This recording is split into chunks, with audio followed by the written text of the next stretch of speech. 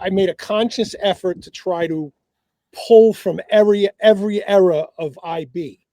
So like you said, there's Extinction in there, there's Voracious in there, there's some demo stuff in there, there's Corrupting Influence stuff in there, there's Imperium stuff in there, and then, like I said, we tried to make it more modern and more competitive. If we give away the whole game, then a listener can't put themselves in their own shoes and use the album as a cathartic release. Like you said, how do you unlock this puzzle? You're studying, and it's like the butterfly effect, right? You're studying 20 people in India farming dung or whatever they're farming, and you're figuring out in a year, Yeah. this is going to end up being car parts, this, that, the other thing, and it's going to multiply in value 1,000 times.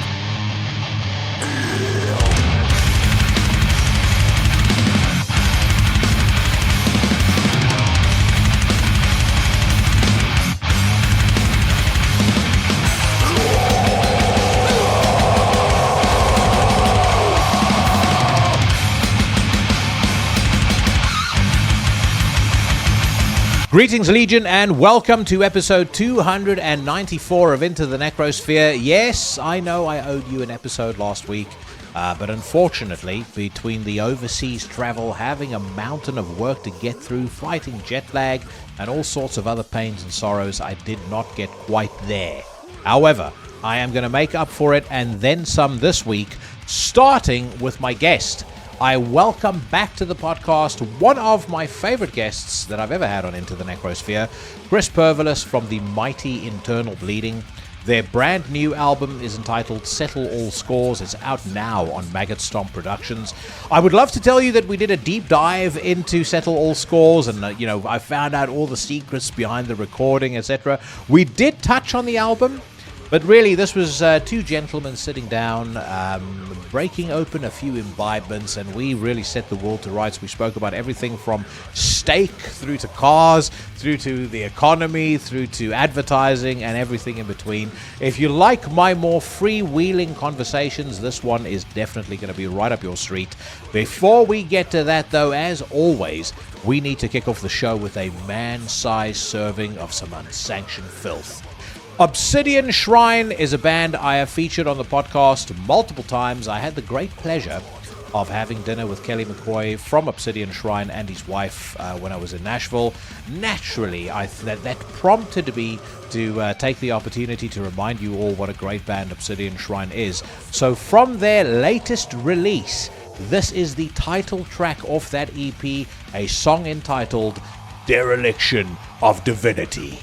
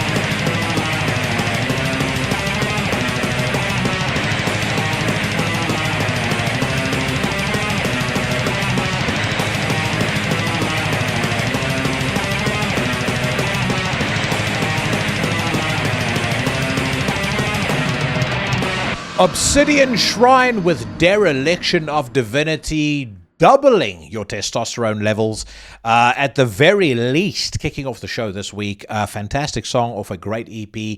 Make sure you head over to Bandcamp and check it out if you haven't done so already. And of course, if you are in an unsigned band like Obsidian Shrine and you would like to feature your music on Into the Necrosphere, drop me a line on intothenecrosphere@gmail.com. If I like what I hear, I will feature it on the show and you will go on to fortune, fame, and glory.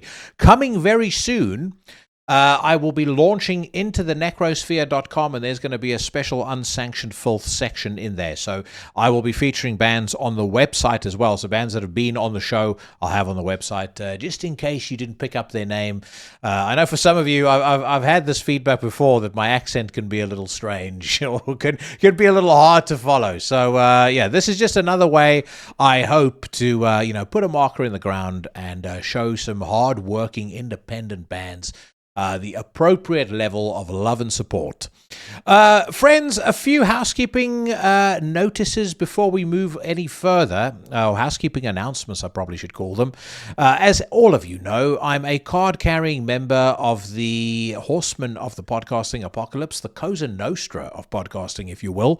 We are dedicated to bringing you high-quality entertainment from Monday to Sunday. We kick off on a Monday with Horrible 666, and that's brought to you by Brandon Legion. Then it's on to Into the Necrosphere every Tuesday, the show that you're listening to right now. I mentioned that the website is coming. A couple of other announcements related to the podcast. Next week, my guest is going to be Roger Merritt from Agnostic Front. The shortest interview I've ever done, unfortunately. I would have loved to have had, a unlimited amount of time to speak to the dude. I could probably have had a chat to him for at least 4 or 5 hours. But sadly, the record label only gave me 30 minutes. That said, I still really enjoyed the interview, and I know it's not death or black metal, but I think a lot of you guys are going to enjoy that too. I also have coming up in the weeks to come, Norna Gast from Enthroned. I've got a episode that I've been sitting on for a couple of months. Martin Collar from Prophecy Productions. Probably going to release that as a Friday episode to make sure that I still hit the episode 300 target for December the 2nd. So that, of course, is going to be my last episode before I go on vacation. I've got a guest in the diary. I'm not going to tell you who it is just yet. I suspect people are going to be pretty pleased when they find out who, provided, of course, it happens. You all know that I'm a pretty paranoid man when it comes to these things. By the way, I did want to just give a shout out. I mentioned Kelly and his wife, but to Tyler and Jason from Lennox, as well as to Chad Waters, all of them card-carrying members of the Legion. They joined us for dinner in Nashville, and yeah, man, what a fucking great time we all had. So hopefully at some point down the road, I can visit a few more cities in the US and meet a few more of you. Always cool to talk to people that you've been conversing with on Instagram or whatnot, and particularly people that I've met through the show. Anyway, moving swiftly along. On a Wednesday, we've got your first double shot of the week. Everything Went Black comes your way, courtesy of Mike Hill from the band Tombs. We also have Iblis Manifestations, and that is hosted by Cheyenne from the band Trivax.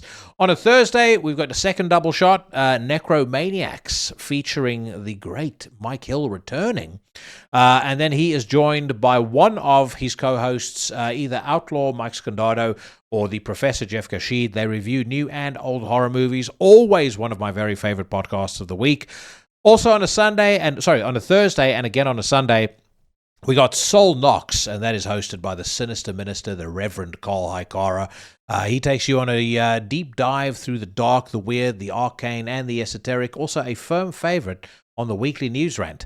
That, of course, will come your way straight after the interview today, and I've got a long one for you because I'm joined this week by my very good friend Nathan Glover from Graveir. They've recently gotten signed to Apocalyptic Witchcraft Records, and so we had plenty to talk about as far as his own musical endeavors are concerned.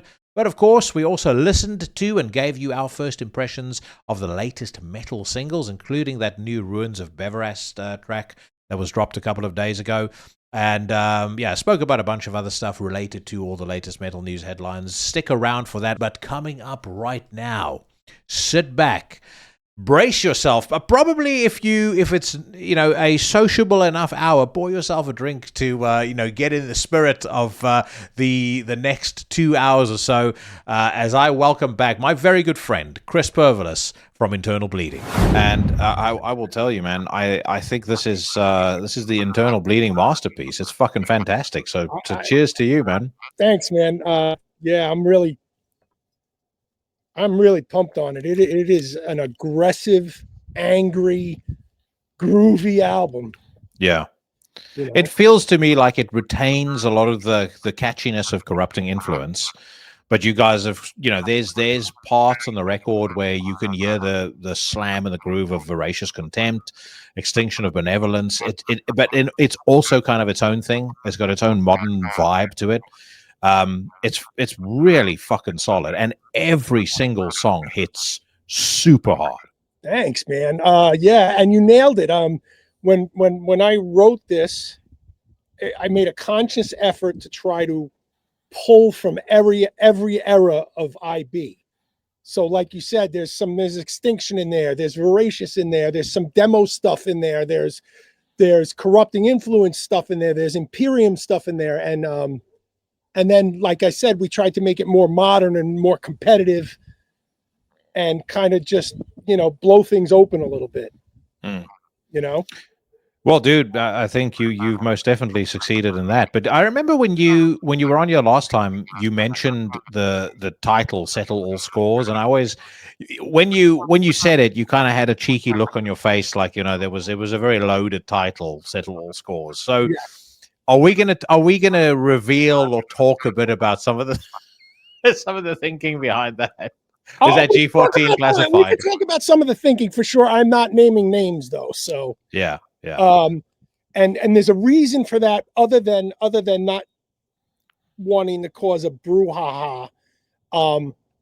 There's a reason for that, is that if we give away the whole game, then a listener can't put themselves in their own shoes and use the album as a cathartic release to get revenge on the people they want to get revenge on. If I say this song is about this person, then the listener says, well, this song is about this person.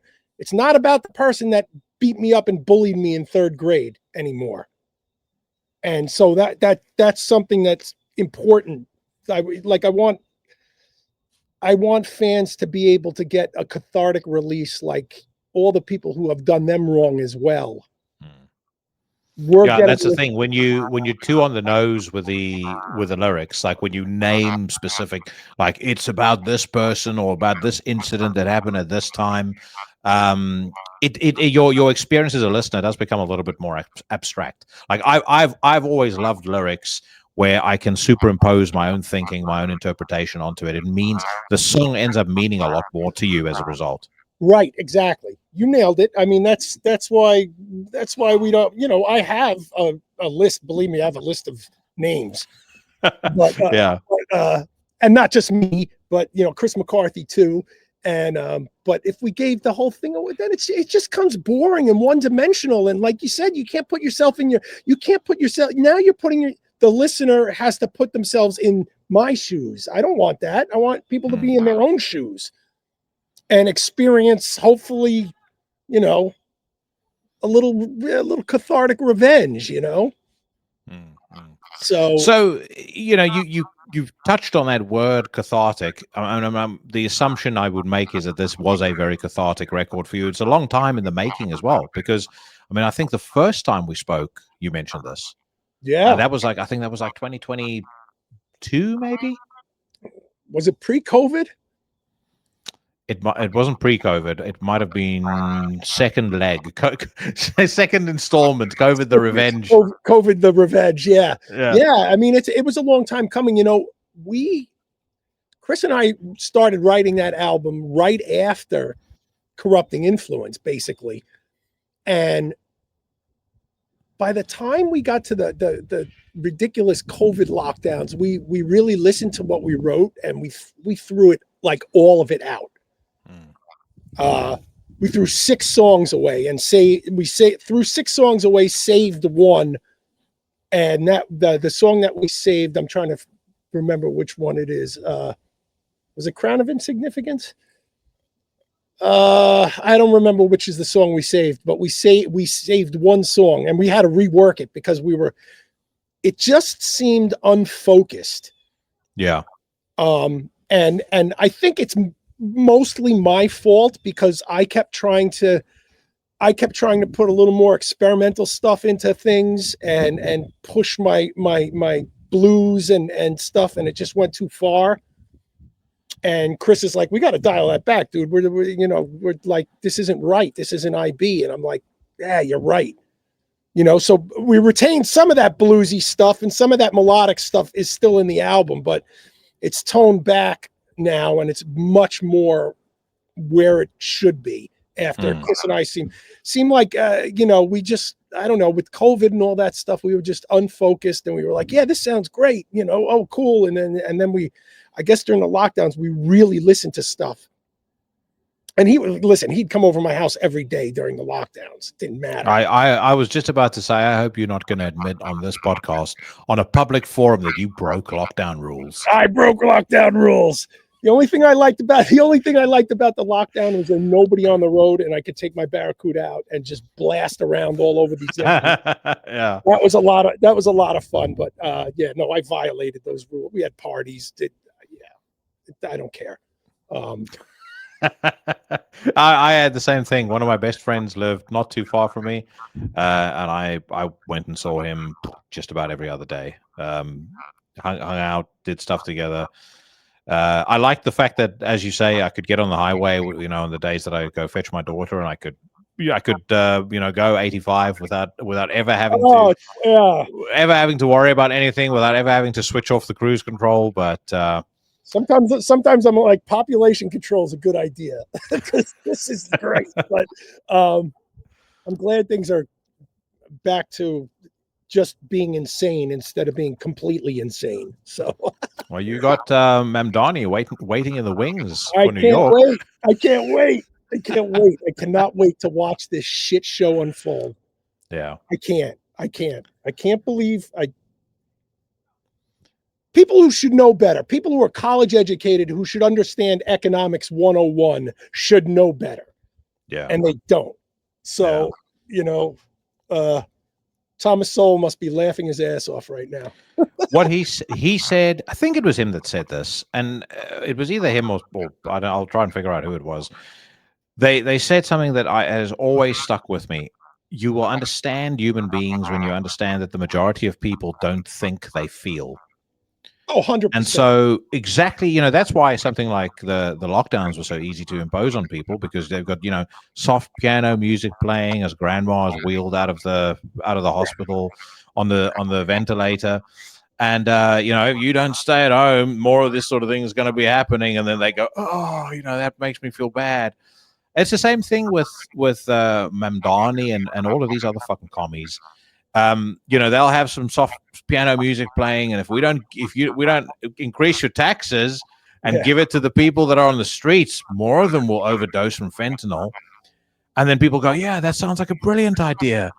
And if you see these people, this dude has done pretty well for himself, and that's terrible, isn't it? You don't have what he has, so we should take from him because it's going to somehow come to you without you having done any work or anything to deserve it. You know what? That's why they fall for that bullshit. I know. You know what I've never understood? I've never understood how it's greed to want to keep what you've earned, and it's not greed when you want to take from other people. Yeah. And give to whatever you want. How's that not greedy that you want other people's money? You can call me greedy, but I can call you greedy just as well. And at the end of the day, human nature is what it is. Everybody's kind of out for themselves, and that's, whether it's a good thing or not. I'm not the judge of that, but heaven is for the afterlife. It's not for the planet. It never will be. And the more we try to do it, the more we end up with Stalin and Hitler and Genghis Khan and all these horrible people, Pol Pot and all these bloodthirsty murderers who try to usher about utopia. And the only way to do it is by killing people. Yeah. And the tragedy of the human condition, unfortunately. You know, I mean, I don't know what else to say. I'm not happy about it. I lament it, but it's the world will always work like this. It cannot be altered. It does get to a place where, you know, for men like you and I talked to that same friend of mine about this quite a lot as well. You start to worry sometimes about where it's safe for you to be, like where it's what place can I move to, what country can I go to that is not a complete fucking shit show. Because the UK, as an example, I don't know whether you saw the talk about digital IDs. Oh yeah. The worst thing about this is that not only are they trying to bring it in under the auspices of curbing illegal immigration, which is clearly a lie. Everybody, and I was on the receiving end of this, having moved from South Africa to the UK. You're asked to show your passport, your visa, every time that you apply for a job. Why would having a digital ID on your phone make any difference? Then at the Labour Party conference, so our Labour Party is kind of like your Democrats. At the Labour Party conference, you had multiple MPs going, yeah, it's great, and it has all these other uses as well. We just don't want to talk about them because it creates anxiety amongst the population. That was an actual quote from somebody. Oh my God. So you go, how the fuck are people not seeing what you're about to try and shoehorn in here? Next thing you know, it gets attached to how much what you eat, how much driving you do, what you're posting online. Well, they already arrested 12,000 people in this country in 2023 for social media posts. I've been hearing about that. That's really scary. That's really scary. I can't wrap my head around that. I just can't. Free speech is a big thing for me, I guess, because I'm an American or whatever. But that's a big thing for me, and it's like, that's crazy, man. I don't know where the world is going. I'm not a big Trump fan. I'm not a fan of anybody on the Democrat side. I'm a very libertarian guy. I'm a very small government guy, get out of my life guy.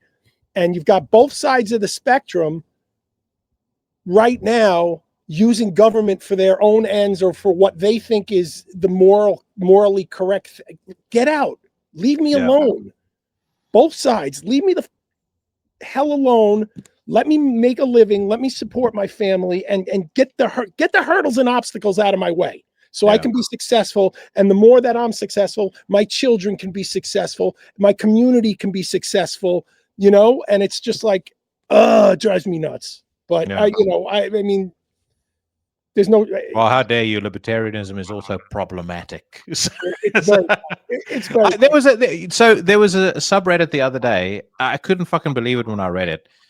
They were calling Alan Averill from Primordial problematic because he's a libertarian, or at least he leans libertarian. I don't think he's ever explicitly said that he's a libertarian. I wouldn't say I'm entirely libertarian either, but I would say my first criteria for a well-performing government is, are you operating within your means? Because it's my money you're fucking spending when you take out these loans, when you rack up all this debt. That's my money. So number one, my expectation is you should be able to provide the basics of safety, infrastructure, national security within the means that the taxpayer provides you with. And by the way, those means should come from an absolute maximum of 20% national income tax, no more. Okay, so you're a flat rate tax guy. 1,000%. Okay, so now here's my boy. Is this a economic? About to say we just went. That's fine. so now I'm curious, right? So yeah. Are you a consumption tax guy or are you a 20% flat tax across the board guy? Do you know the difference? Yeah. So I'm more towards consumption tax. Me too. Because I think consumption tax is a lot harder to evade. I think if applied correctly, the government will end up probably with more money, because the rich are going to consume a lot. So and they can't fritter away money to avoid taxes.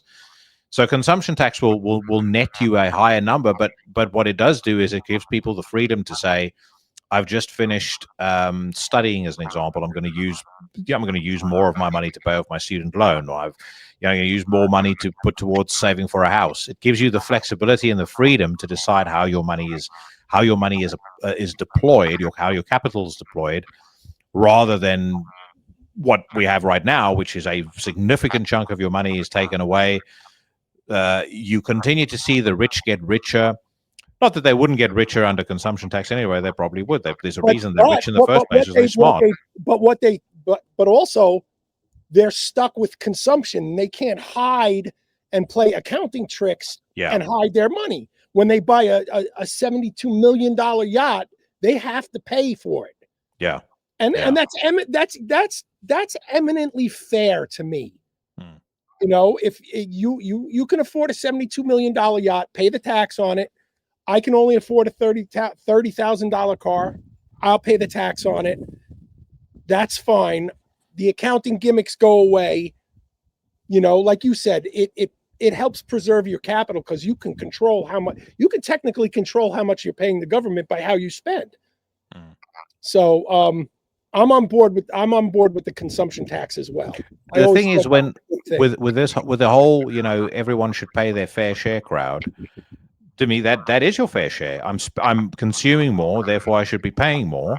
Right. And to your point, you can't hide it. That's the fairer, that's the more equitable distribution of tax.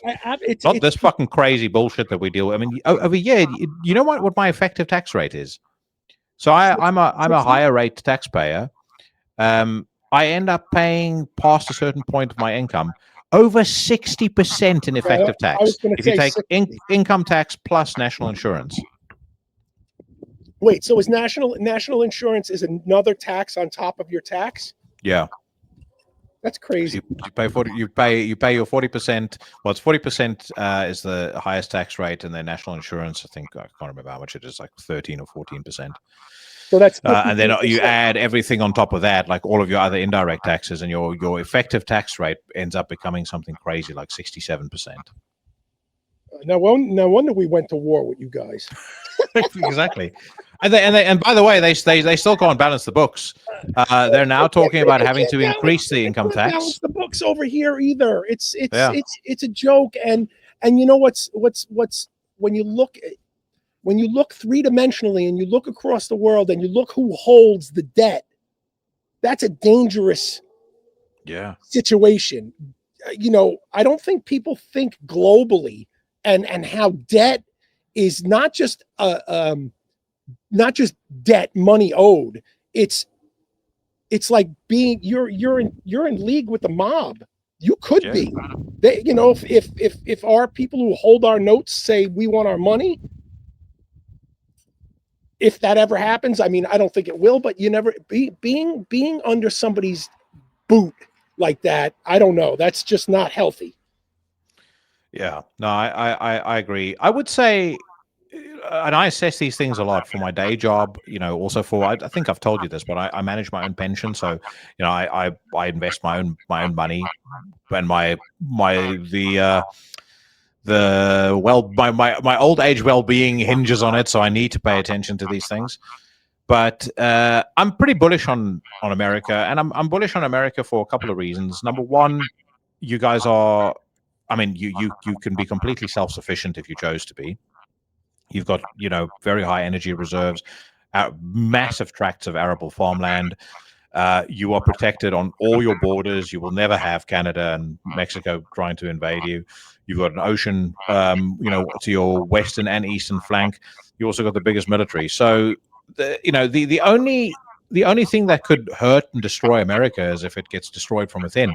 Unfortunately, in the UK, Europe, and elsewhere, it's a very different story. You know, the UK is doing its level best to completely. I mean, the country is completely being obliterated. It's crazy. And we don't have to dwell on it for too long, because I'm sure there's people that'll be going, we don't want to hear about this bullshit. But I'll give you a scary statistic. In June of this year, the UK overspent by 20 billion, and of the 20 billion, Guess how much went towards servicing the interest on the national debt? God, I hate to ask. 10 billion. North of that, 16 billion. Well, that's what happens when you owe interest. I mean, anybody who's in credit card debt understands this. If you had a friend and your friend told you, hey Chris, I've had to take out a loan to pay off the interest on my debt, you're going to say, I think you want to light a couple of fires or you want to throw yourself off the bridge. Now, I mean, you were fucked at that point. Do you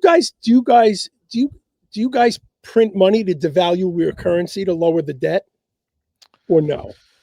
Not really, no. Oh, see, America's famous for that. Well, I mean, they're the reserve currency, so they can. I know, and we just say, "Oh, we'll just print more money," which devalues our debt, but it makes our dollar worthless. Yeah. All right, dude, it's you know what? I love it. Economics is the cool.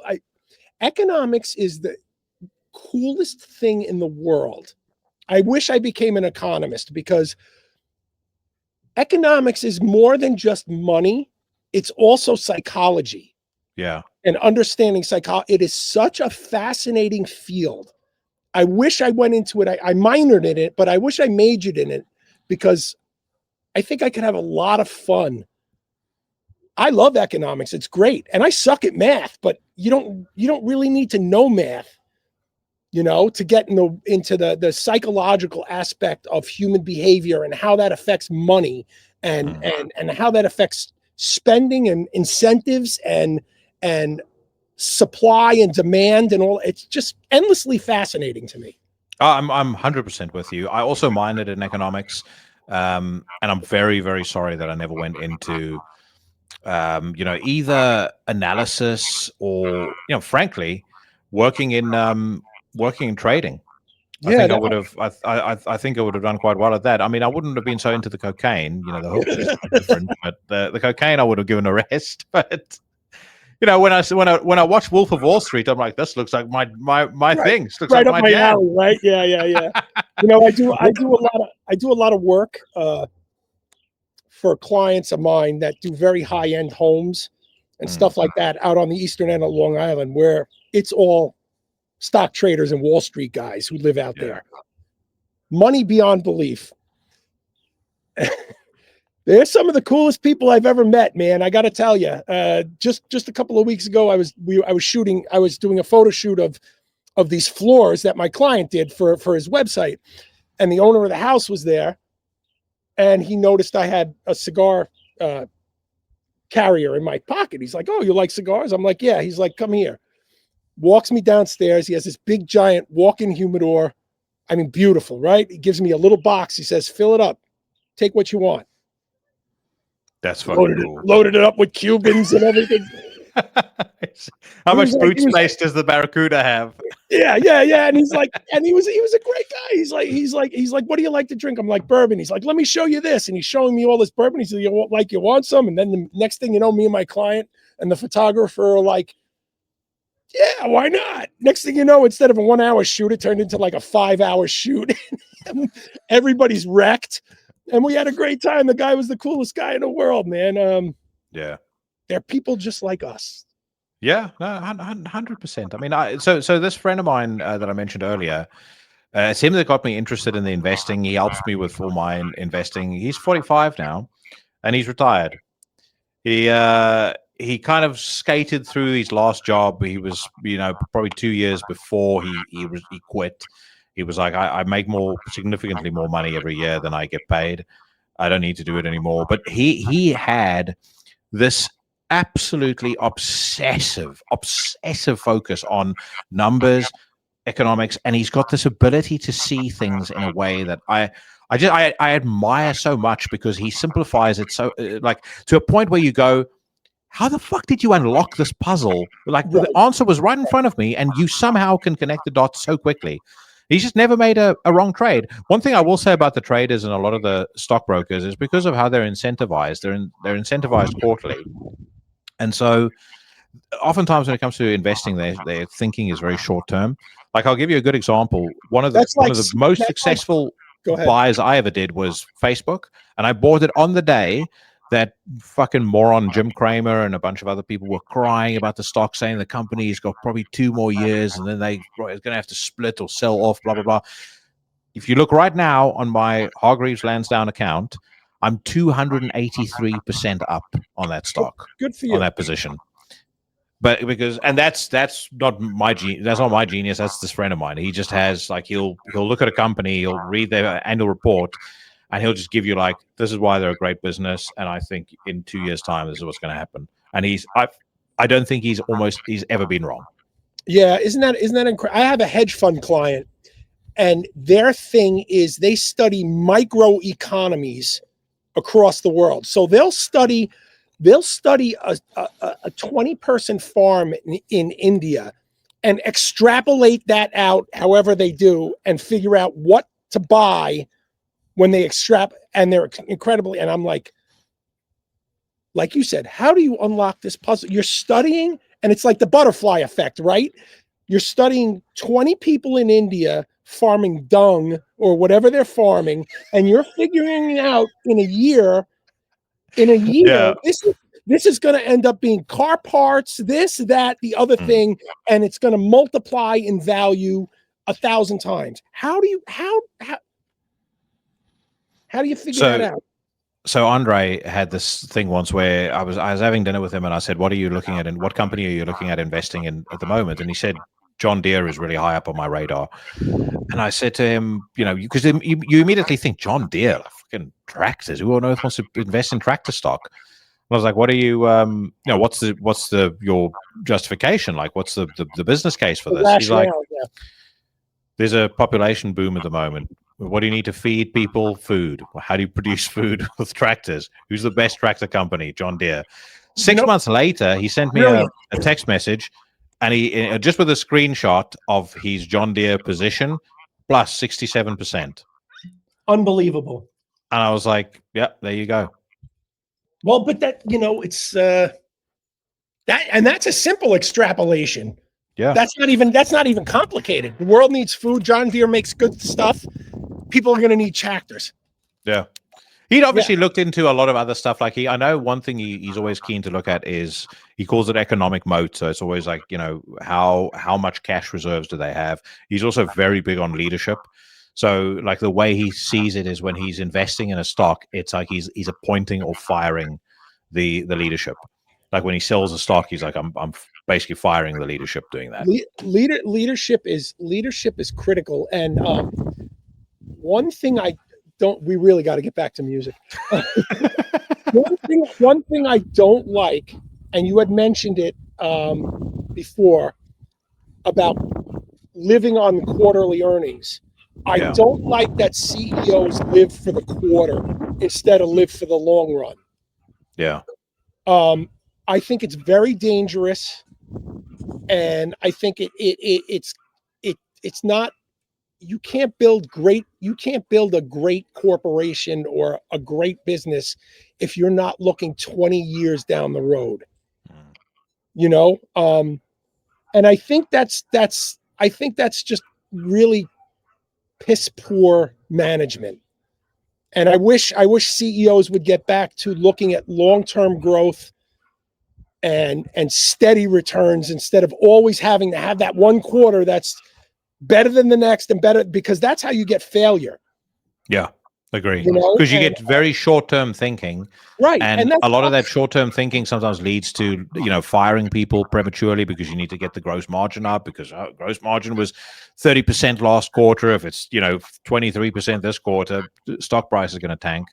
I do know that the government in the US are talking about putting back that regulation so that you're only required to report earnings once every 6 months. Yes, that will already make a difference, I think. I see. This is interesting. I see a lot of people complaining about that. And at first, when I heard it, the idea floated, I said, that's a pretty good idea, because then there's not this pressure to always show quarterly earnings all the time, and it makes people think longer range. And like I was saying before, it's not just good for the company, it's good for the employees, it's good for all the pension funds that have stock in the company. Yeah. And all those retirees who are depending on steady dividends and all, it's better for the world if CEOs would steer their ship for the long haul instead of, you know, I did this with my band. You know, I mean,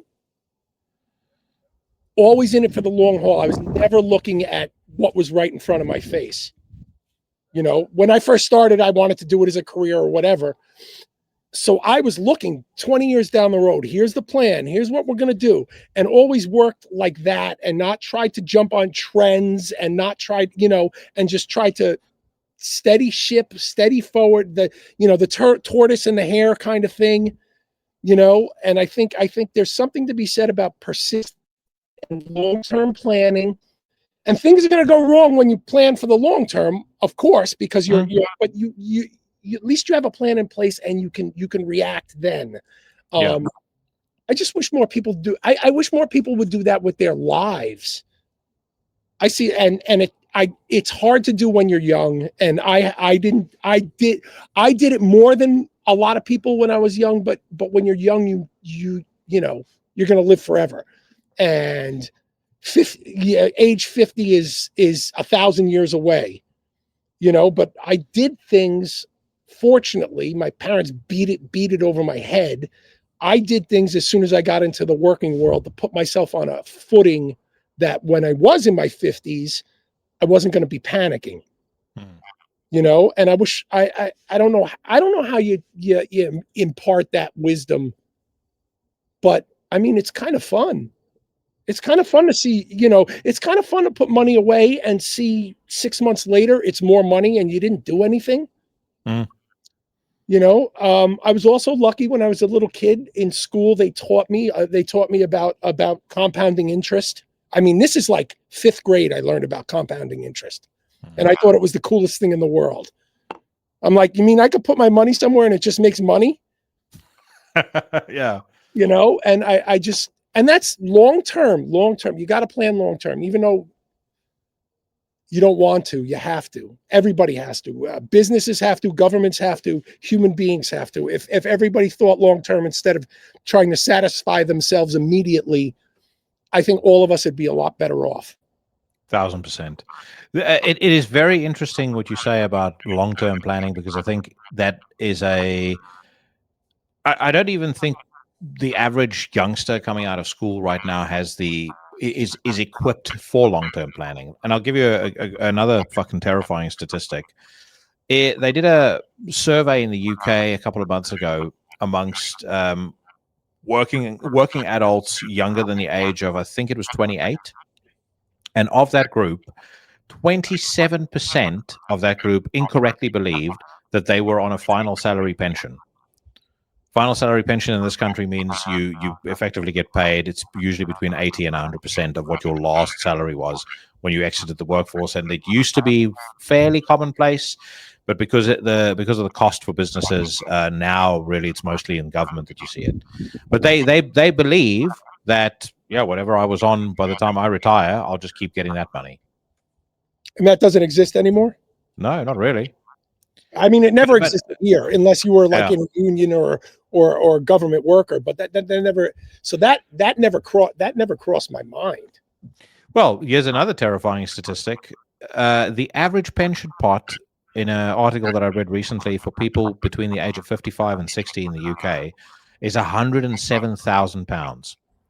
So with £107,000, you can buy an annuity if you're lucky that's going to pay out around $7,000 a year. And then on top of that, there's the government pension that right now pays out around $12,000 a year, and you then expect to live off of just under $20,000 a year. Now, it is completely and utterly your own fault that you're in that situation. But what I can definitely see happening in probably 20 years, 25 years time is we're going to have an epidemic of homeless elderly people, because on top of that, you also have the social shift, where, you know, a lot of people have just been single, not gotten married. They don't have kids. They don't have anyone to take care of them. So what the fuck are they going to do? They don't have the money to look after themselves. They don't own a home. They don't have any family to take care of them. Additionally, we're dealing with declining populations, which means a smaller tax base. Yeah. So there you go. There was No a nice wonder- no segue. We wonder could no go wonder from it's called- economics to just doom and gloom. No wonder they call economics the dismal science, because it's just there's nothing happy about it. It's just No. everything's miserable. There are no good choices. There's only trade-offs, and everything's miserable. That's another great quote by Thomas Sowell. The way to basically defeat most arguments is to say As compared to what? I was about to say, as compared to what? Right. I use that all the time. Yeah. I use it all the time. Blah, blah, blah, blah. As compared to what? Yeah. That's how you defeat every argument, because then you have to be in the real world when you do that. Yeah. Oh, and the vast majority of people are not keen on that. No. What did you mentioned earlier your minor being economics? What did you study? Like, what did you do when you went to college? Fucked off. So I always thought I always think my college story is interesting. When I went to college, I had no idea what I was going to do. I knew I liked to draw. And I knew I liked arts. So I was in a drawing class one day, and we had like this naked 90-year-old guy that we had to draw. So instead of a naked 90-year-old guy, I drew a big giant advertisement for a 1970 Plymouth Hemi Cuda. And I wrote all the copy, I wrote the headline, I laid out the ad, I drew everything. And my professor comes up to me and she laughs. And she's like, well, that's not the subject, but you have a real knack for advertising and graphic design. And I'm like, what's that? And she's like, like be a creative director and create ads like this. I'm like, that's a thing? And she's like, yeah. And she was great. After class, she taught me all about the advertising business, and she said, you really should look into graphic design and advertising and work your way towards being an art director or a creative director. You have a real talent for words, and you have a real talent for layout and making things eye appealing. You should really pursue this. And I did. And I never knew, you know what? I never knew my entire life, even when I was a kid, I was drawing advertisements for whatever it was. I used to draw advertisements. I used to write headlines. I used to write body copy. And I didn't know it was something to do for your life. I had no clue until this professor pushed me in that path. And it was the greatest thing ever. I had, before the world changed and became an internet world, I had a wonderful time being an ad guy. I was Don Draper in Mad Men.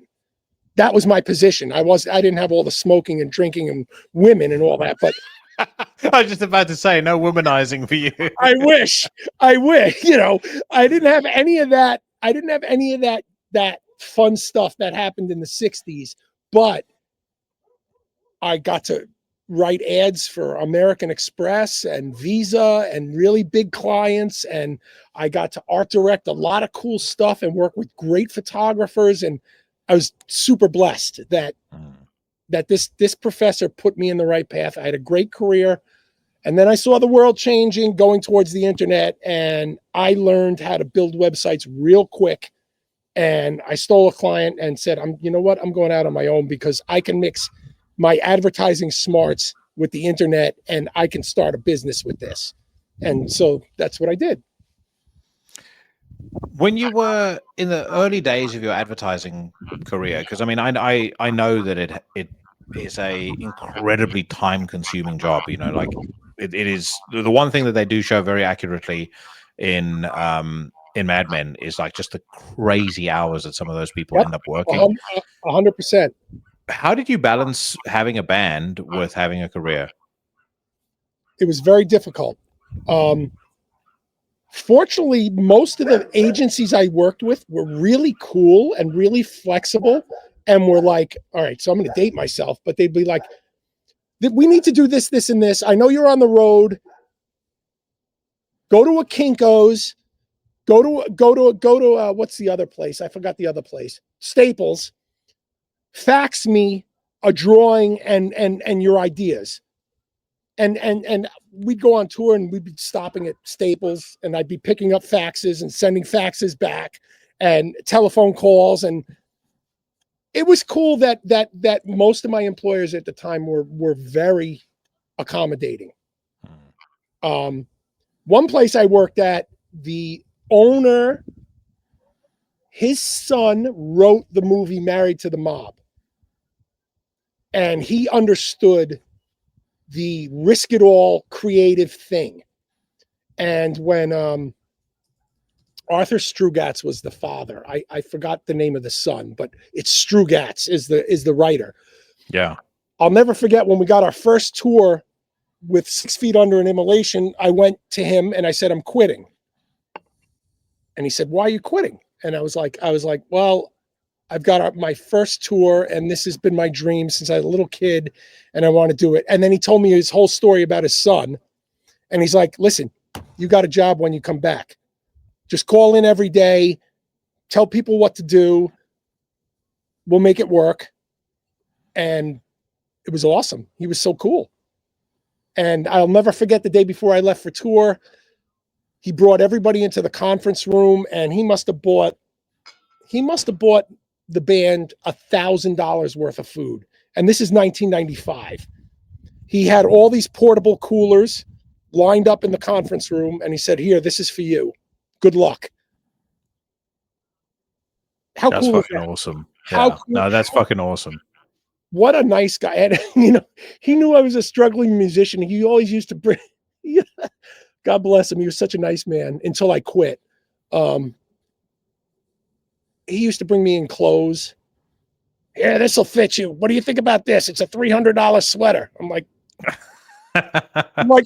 he's like, it's better than that. He'll be like, it'll look better than that Cannibal Corpse shirt you're wearing right now.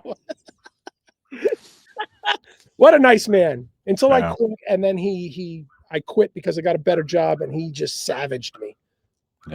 Yeah, but whatever. I let that go because he was a really nice man, and if I ever had a business that big with that employees and a kid was trying to live his dream, I would do the same. I would do the same damn thing and support him as best as I could, because I could be in that position to do that and to, I don't know, to give back that way. It's just, I'm very. I was about to say, you feel like if it's been done to you, especially, you almost feel like there's a responsibility on you to give back and to reciprocate. There is a huge. Listen. I worked my ass off to get where I am, but there's also a lot of luck involved, and I do a lot of work for nonprofits for barely any money because it's important to give back, and it's important to, what's that for? Pay it forward, right? I've been blessed, and if I can share some of my talent and stuff to people who need it, that's awesome. It's one of the reasons I help out as many bands as I can when they ask, "Can you help me with this?" Or they ask me for advice or this. I try to be there for as many people as possible, because this music scene has given me so much. My professional life has given me so much. I just try to give back as much as I can. I can't give back. I can't stretch myself super thin, but I try to give back as much as I can. And do the right thing. And I think it's important to do the right thing. My mother always said, if you're doing the right thing, good things will keep happening to you.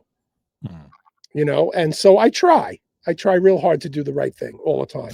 Well, something, it's very true what she said there. I had an epiphany about probably 6 or 7 years ago, and I won't go into detail about what brought me to that point, but I kind of came to this realization that the more positive things I put out into the world, the more will come back to me. And I started making a point of, if the radar goes off in my head, like this dude over there needs help, this person over there needs help, just to step in and do it. And I'll tell you what, I had a conversation with my wife probably about 2-3 years ago, and I said to her, and this, by the way, this especially happens when I'm in South Africa, because it's not hard to see people that are down on their luck there and that do need help. But I said to her, there's absolutely no question in my mind that when I look at my career over the last 7 years, the trajectory is like a sharp increase. And I said it's direct. It is in direct correlation to two things. Number one, when you came into my life, and two, when I started to adopt more of this. And I don't do it with the expectation of getting anything back, but I started listening to that inner voice a little bit more. And like as I said, if I see a guy that I think, hey man, I could make this guy's day by going up to him, and in South African money, giving him 500 rand, which is, I mean, fucking probably $50 at most. But what that means to him in the grand scheme of things is fucking huge. But it absolutely does come back to you. There's no question about it. And then you sit thinking to yourself, well, if more people did more of that, imagine how much better the world would be. Right. I agree. Everybody needs to give back. I mean, when even my mother, who the minute my mother retired, she gave so much of herself to volunteer to help a local charity. She knew retail business. That was her thing. And this charity ran a used clothing store. It was right up my mother's alley because she was in the fashion and clothing business. She took over that whole store and ran it, and not only did she enjoy it, but she enjoyed the fact that she was giving back, and it renewed her sense of purpose. And there's so many upsides to being a good person. There's so many upsides to it as opposed to being an asshole. Yeah. I mean, it's just, and I wish, and I've unfortunately, I've met a lot of people who have a lot of money there's really great ones. And then there's some that are just selfish fucking assholes. And, sometimes you say, fuck this guy. He's an asshole. And I can see why people don't like rich people, because that guy is the stereotype. But on the other hand, there's a lot of guys and women out there who are very wealthy, who donate a lot of their time, and they don't talk about it. Yeah. And they give tons of money, and they're not Bill Gates showing themselves off and strutting like a fucking peacock. Trying to buy all the US farmland up. Right. Yeah. So I don't know. I mean, just be a good person. If people were just good people and did good things once in a while, not even all the time, because we're fallen people. We're not perfect. Do the right thing 80% of the time, and your life will turn around.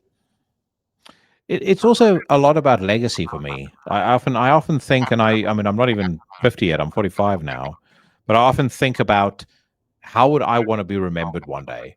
And I think about it in the context of my parents, and they're much older now, and how they might be remembered, or how I'm going to remember them. And then that kind of comes back to if something were to happen to me right now, God forbid, what would my wife think? What would my kid, or my daughter think? What would my what would my friends think? It'd be like, how do I want to be remembered? And you do want to be remembered as somebody who was generous and who was willing to help somebody out, and somebody people could rely on, and things like that. It makes you feel it makes the prospect of death feel a lot less frightening to me.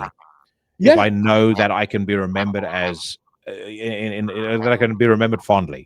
That's one way to be immortal. Yeah. Your daughter is gonna see all the good that you've done, and that carries on, and hopefully, God willing, she carries on your tradition, and if she has children, she tells her children about you, and why she lives the life she lives is because of your influence, and it just, next thing you know, you're immortal. I mean, that's how it goes. And it sucks that, whoever said that youth is wasted on the young is really right, because as I've gotten older, I've just learned so many important lessons that I've said to myself, God damn it, if I knew this when I was 18, you know, and you just don't. You don't have the capacity when you're 18. Give me an example. Oh God. We talked about, and I was lucky in this respect, but we talked about in long-term planning. Nobody teaches you that when you're young. If that was, I mean, my parents beat it over my head, and still I look back and I was like, I could have done more. You know, it's stuff like that, because you see the fruits of all of that when you're 60, like I am. God, if I knew that when I was 18, I would have doubled the amount of money I was putting away. And I wouldn't be working now, you know? So it's things like that. It's things like, don't go for the instant gratification. Learn to have self-respect, and don't lower yourself for other people. Like a lot of that stuff is difficult to do when you're 18 and 20 years old. But when you're older, you realize, I'm sure you're in that position. Somebody says something bad about you, you don't give a fuck. You know, when you're 20, you give a fuck, you care about it. You know, and you might act impulsively, and especially in today's internet day and age, you run to Instagram or Facebook, and you post something absolutely horrible in the heat of the moment, and then some jerk captures that screenshot before you delete it, pushes it out to the world, and next thing you know, everybody's attacking you, and your life has just spiraled into a horrible hell. And if you knew not to take that stuff and let it roll off your back, which you learn a lot when you get older, you wouldn't have been in this horrible position where people who don't even know you are slinging arrows at you. You know, I'm thankful I don't live in the internet generation, because you can just be in a bad mood one day. Some kid could be in a bad mood one day and post his feelings, and somebody's going to take it personally, screenshot it, and then have that person destroyed. And it's terrifying to me. It's horrible. It's incredibly insidious, and it's the angles that they take when they do it. I recently had somebody post on the Paradise Lost subreddit, Nick Holmes was on a far right podcast, and this was because I was talking about. So I've got a thing that I do on the News Rant called the Swirly of the Week, and I was talking about this guy who was complaining about Metal Threat, and the gist of what I said was, listen to whatever music your conscience allows you to listen to, but out of other people's lives, understand that not everyone's going to agree with you. And that's basically it. In the space of 5 minutes in that segment, I said that I hated fascism 3 times. I said that but I also said I hate communism, and I suspect that's what triggered this guy. But instead of trying to have a discussion with me about what I said, he turns to trying to make it the problem of Nick from Paradise Lost with me attached to it. So you just look at it and you go, it's the most fucking cowardly thing you can possibly imagine. And if when I was 20 years old, I mean, that would have been an instant. I would have been straight on there, you know, calling him every name under the sun. Yeah, exactly.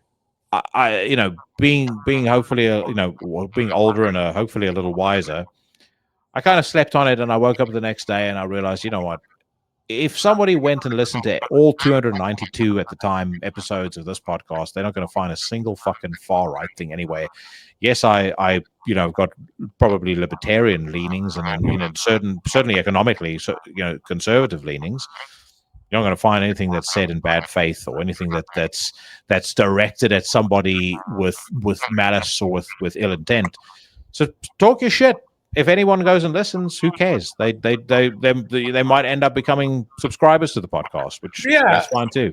One thing I got to tell you, one thing I like about One thing I like about your podcast is you're very freewheeling. And I mean, we haven't even talked about music yet. Oh no, we're 54 minutes in. But we haven't even talked about music yet, and I hope when people watch this, they find it interesting, and they find that it's just two guys talking and two gentlemen talking, and there's no ill will anywhere or anything like that, and maybe somebody will learn something, and maybe somebody will, I don't know. We're two old guys, and we're having a rich conversation. And I think it's really cool. I think I've said this to you before, but my philosophy with this podcast has always been anyone I get on the podcast, there's something they're interested in talking about. My job is to try and find out what that is, like hone in on that really, really quickly, and just kind of push them along. And that's where the best conversations come from, and sometimes it's about music. Oftentimes it's about music. Sometimes it might be something social. Sometimes, I've had Gol on. He was interested in talking about wine. I am gonna reveal to you, and I will put my hand up and say, I have had the copy written for the steak recipe for your website for fucking ages. I just couldn't get around to finishing it. But I will share my secret with you in a second. I get a lot of traffic to that website. I know. It's a fucking brilliant website. I love it. Yeah, it's just so goddamn busy between the podcasts and between. Listen, I understand. I have three new watches that I need to review, and I haven't done it yet because I'm busy. So. But I do have the probably the first 5-6 paragraphs of the copy written. All right, so I will do it. But what I will give away to you later on in this conversation is the secret to how I do steak. But anyway, the point that I was going to. Speaking of steak, I'm proud of this because it came out really well. I did my first reverse sear tomahawk steak 2 weeks ago. Oh yeah. Came out utterly fantastic. I built up the coals on one side of the barbecue with real coals, brought the steak over to the other side, stood it up, let it go. Came out so good. It's the first time I ever did it. Now I'm hooked. And my wife is like, when are we going to cook that other tomahawk steak we have? Yeah, reverse sear is, I love doing it. I love doing reverse sear. Sometimes I'll do sear and then take it off and finish it off on the indirect heat. But here's the secret that I'll give you. So what I based the steak with. So normally I'll use a combination of two seasonings to prep the steak. And that can be whatever seasoning you like. You could be salt and pepper if you want. I use Killer Hog's steak rub, and I use Heath Ryle's garlic jalapeno rub. So that's what I've started with. But then I take about half a block of butter, and there's like a fancy French clotted cream butter that I buy from one of the supermarkets over here. So half a block of that, half a block of beef tallow. And then I melt that down together. I add a bit of, I add about a tablespoon of crushed garlic into that, but a little bit of salt, a little bit of pepper, and that's what goes on the steak. And the beef tallow, is just fucking unbelievable. I've got to do the beef tallow. Now, when you do the butter, do you clarify it? Do you skim off the fat solids or no? Don't bother. I just melt down the tallow and the butter together.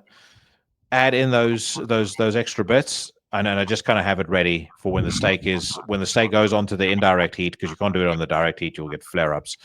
When it goes onto the indirect heat, then I start brushing it, and then when I slice the steak, then I literally dip the brush into that butter and I just drizzle it over the steak. Okay. Oh, my wife would love that.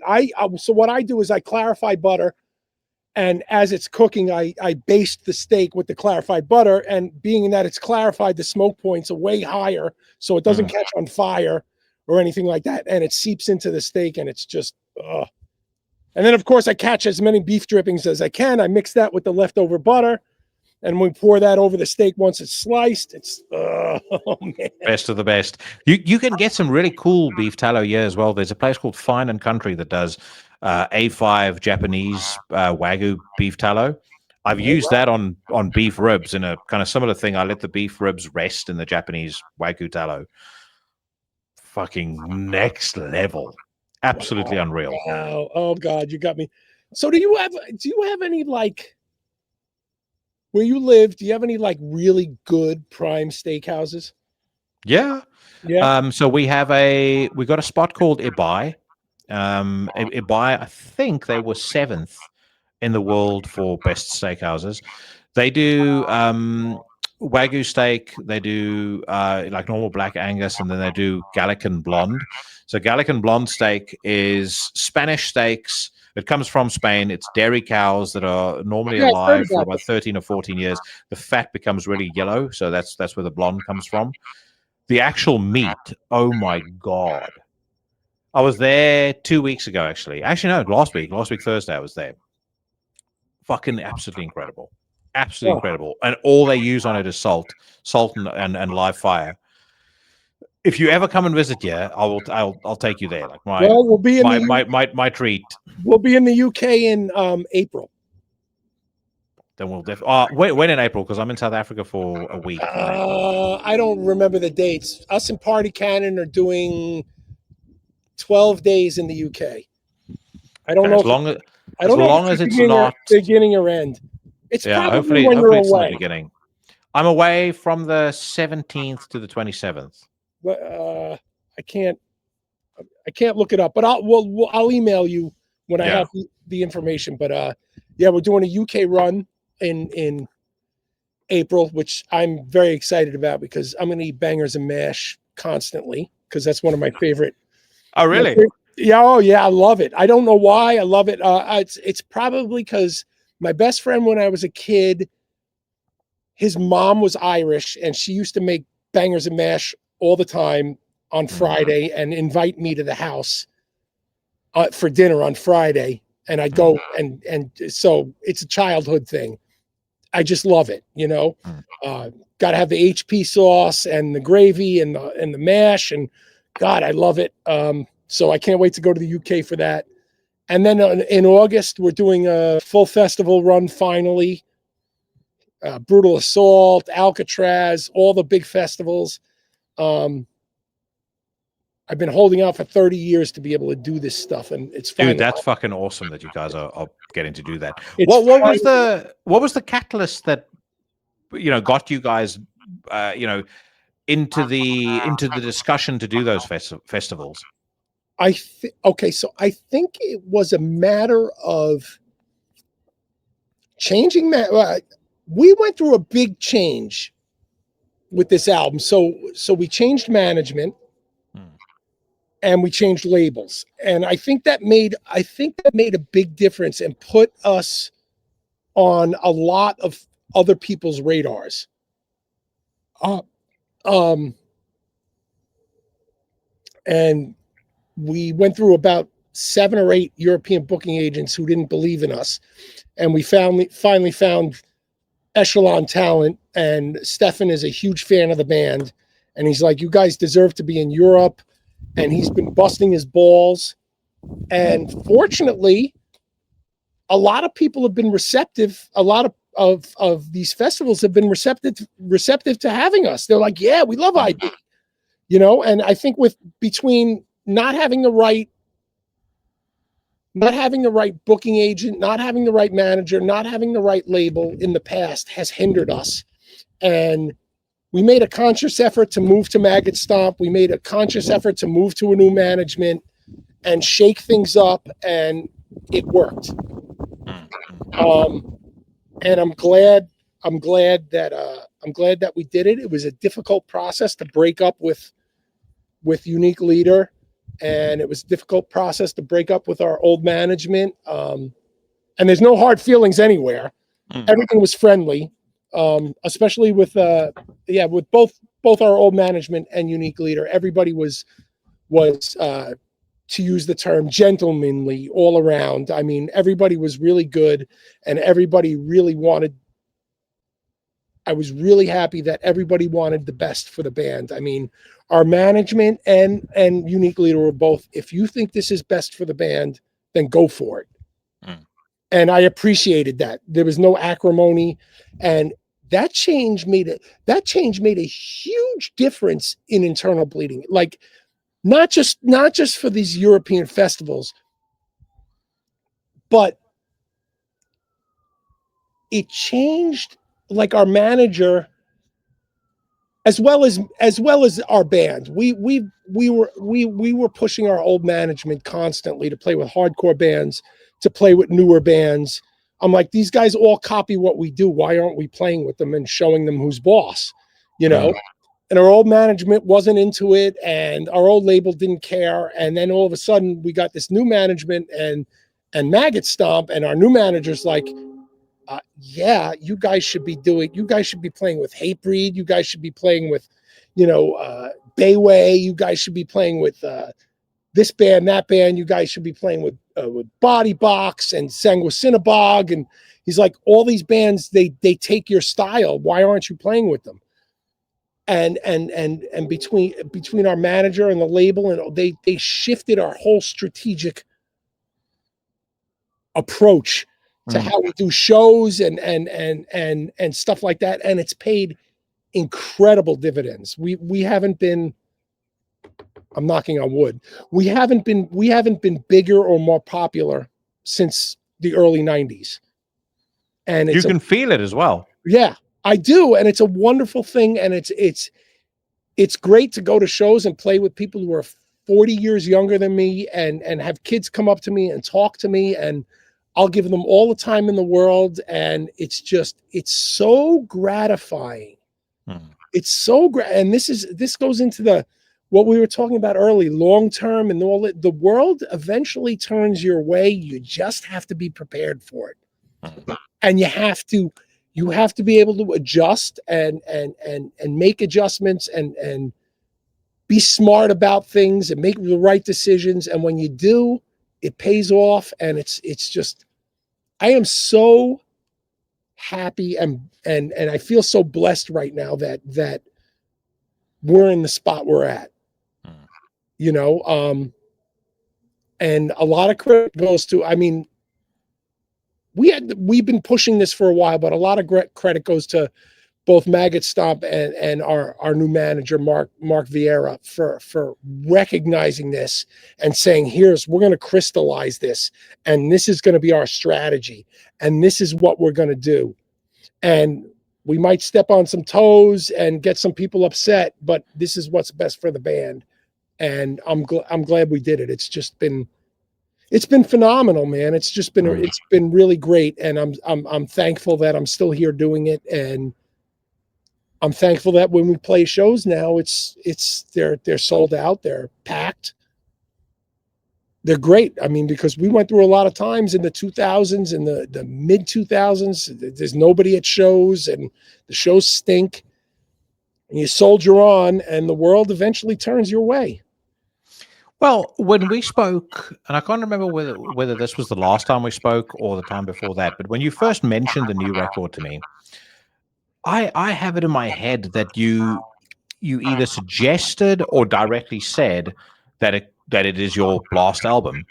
But it sounds to me like, you are completely rejuvenated for what it is that you're doing. I am, and it still could be my last album because physically, the thing that sucks about age is the physicality, right? So physically, it's becoming difficult for me to be on the road.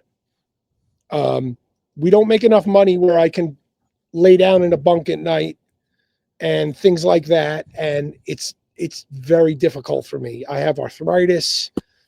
I have every ailment that a 60-year-old man has. And I don't have the luxury to be on a bus or anything like that. So 3 or 4 days in a van is rough. So I don't know what's going to happen, and I'm just being honest about it. I don't know what's going to happen. And if it ends up being the last thing, I'm okay with it because I'm going out on a high note. Like Seinfeld said, you always got to go out on a high note. Don't go out when you're in the gutter. So we'll see where it goes. I'm not shutting anything off. I got a lot of touring ahead of me this year, and we'll see how it pans out. It's rough though. It's hard. We did a 4-day run a couple of weeks ago, and it took me a week to recover. Just from the physical toll of sleeping in the van and all that sort From of thing. sleeping in the van, from carrying equipment, carrying merch boxes, giving anybody who's seen me on stage knows I go 100,000%, and I'm jumping off stage and I'm being a maniac. It's hard enough when you're 20 to do that. When you're 60 or so, it's really hard. And if I can't give that kind of energy to a fan, I don't want to do it anymore. I don't want to be up there going through the motions, saying to myself, God, I wish I could jump off the stage, but I might hurt myself. If I start thinking, if that's the worry, then there's no need in continuing, because that would tarnish the legacy of the band. So we'll see. I still go balls to the wall and don't care, because you only have one life and you got to push it as hard as you can. And that's what I'm trying to do. So I've watched the clips and I've seen you in action. I'm like, fucking hell, Chris is not holding back. No, I will not. I'm never going to hold back. Some kid paid, in today's money, kid paid an incredible amount of money to come see me. They better get the best me, and they better get their money's worth, because it's not, if you shortchange them in any way, it's not fair. I can't stand, I fucking cannot stand when a band is on stage and something goes wrong and they act like prissy idiots. Get over it. Move on. You have kids who paid money for a fucking show. Give them a fucking show. If you have to fake it because your amp doesn't work, fake it. Don't yell at the sound guy. Don't, I know things get heated sometimes and you do yell at the sound guy and this and that, but get over it and move on and give the kids a fucking show that they'll never forget. I mean, we played a show this summer and our bass player's head blew 2 songs into the show.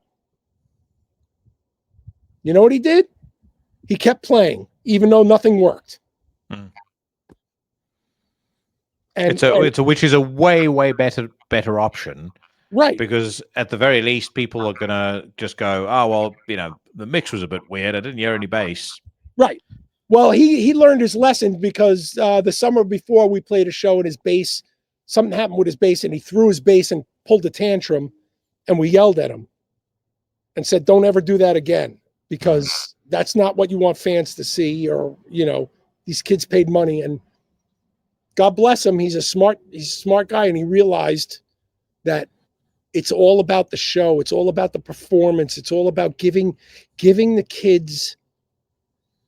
I say kids, you know what I mean. I say giving the people who pay to be there. Yes, giving the people who pay to be there their hard-earned dollars worth, because that's value for money is an important thing, and I think people don't forget it. Well, give me 10 seconds. I'm just going to go get my wine, because I'm going to tell you my pet peeve when it comes to shows in a second. Oh, good. I don't know whether I asked you this, but are you a red wine drinker at all? I used to be. There used to be I forgot who made it. There used to be a wine called Cigar Zin, which I really loved. Yeah. It's a very rich red. I'm a red guy. I like red. I prefer Shiraz and stuff like that. But I haven't drank wine that much, because I'll drink too much of it. It's too easy to drink. Yeah, it is very easy to drink. And it doesn't have the punch that a bourbon has. Yeah. Now I've had some. The best red wine I ever had was from a place called Fisher Vineyards, which I don't know if Fisher was a company that used to supply the bodies for GM cars back in the 60s and 70s.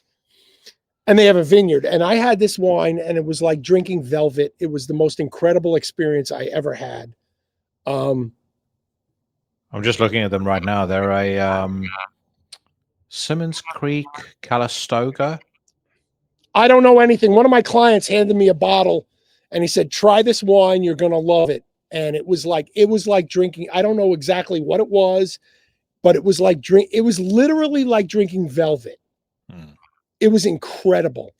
And that's the best wine experience I ever had. I mean, it was just, I'm not a wine guy. I don't know all the intricacies of wine. All I know is that this was like incredibly velvety. It had like this raspberry bitterness and sweetness to it. And the finish was like you took a swallow and you could taste it for an hour after you swallowed it. It was just unbelievable. But other than that, I don't know wine. Yeah. No, I don't know enough to be a sommelier, but I mean I know enough to know what I like. And one thing I will say, once you've had good wine like you just described there, you become so spoiled. I mean, it becomes a very expensive thing to keep drinking. Well, So- I'm like that. So I'm like that with bourbon. If you drink a good bourbon, so right now I'm drinking this Henry Okay. McKenna. It's fantastic. It's still reasonably priced. It should be $150 a bottle, and it's not. But like I can't drink cheap bourbon anymore. No. There's no complexity to it. There's no finish to it. Yeah, you're right. I mean, like once you've had good stuff, it's really hard. It's like with cigars. Once you've had a good cigar, you can't. I mean, the best cigar I ever had was a Cuban H. Upman #2. I'll never forget it. My father and I smoked one together. He had one, I had one. We were on the beach in Mexico. I smoked one.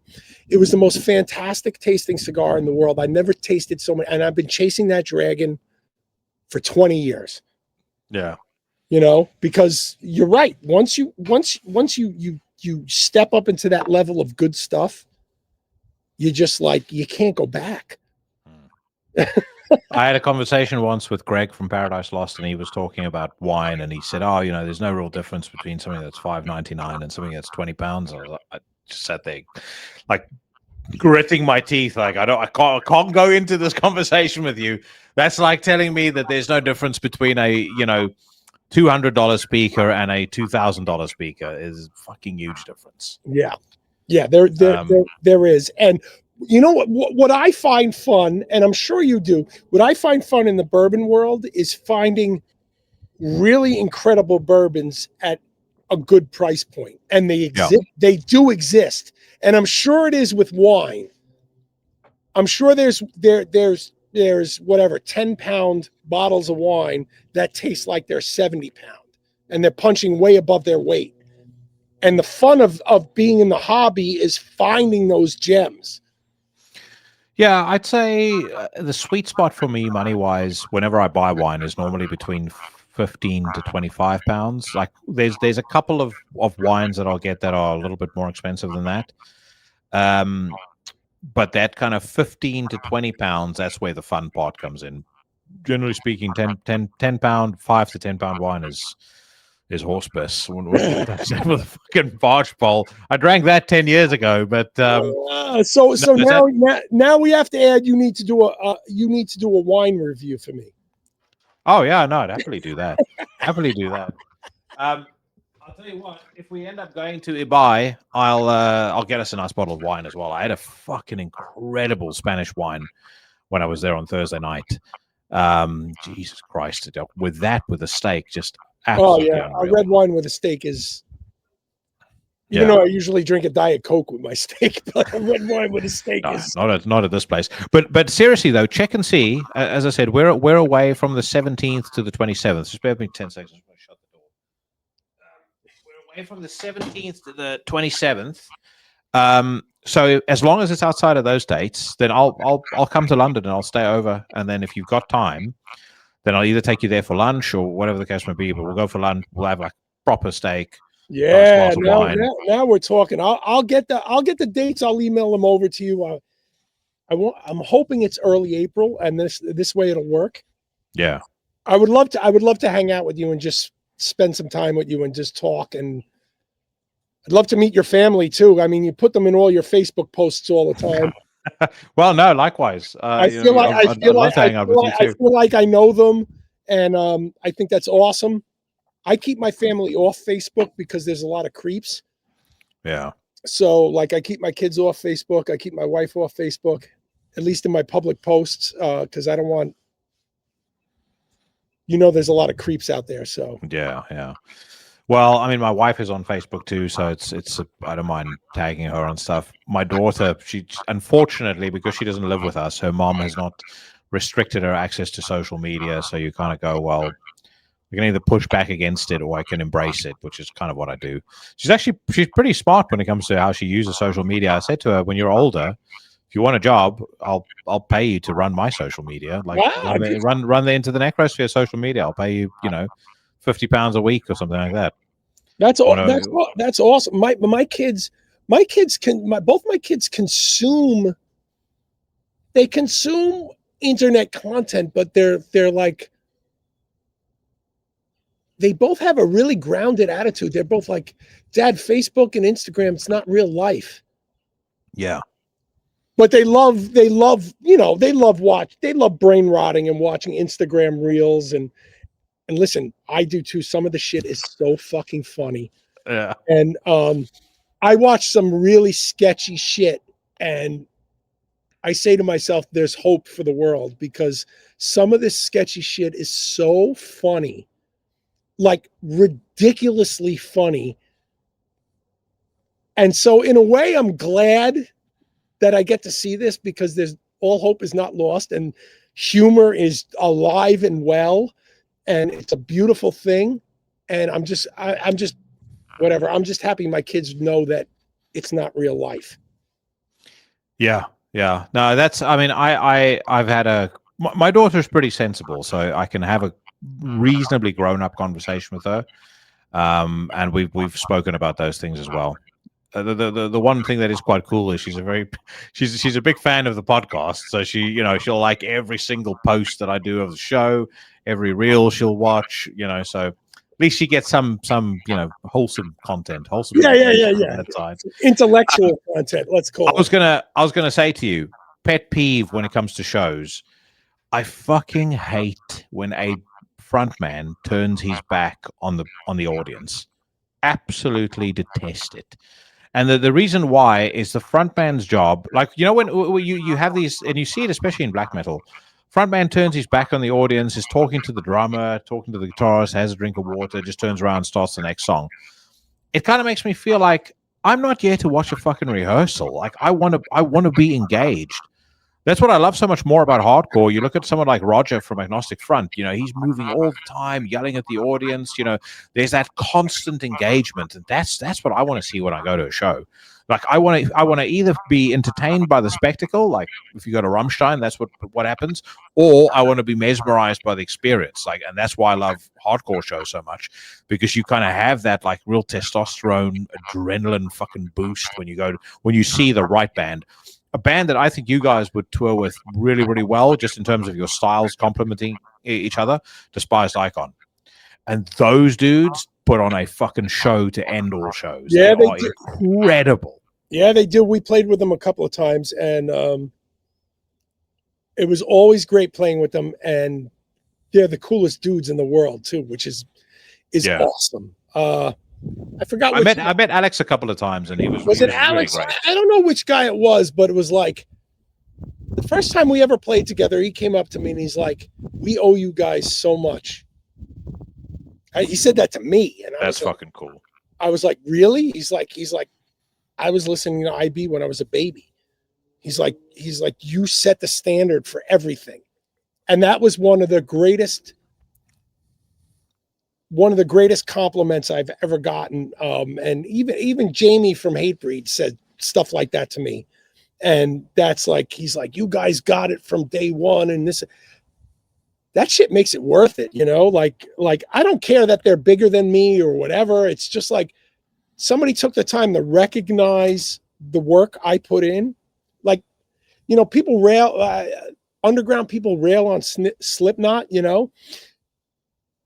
Slipknot stepped up and put us on fucking Knot Fest because Mick, the guitarist, is a huge Internal Bleeding fan, and he cut his teeth on Internal Bleeding, and he thinks we're a great band and deserve respect. And he's like, I want you guys to play the show. That's my way of saying thank you.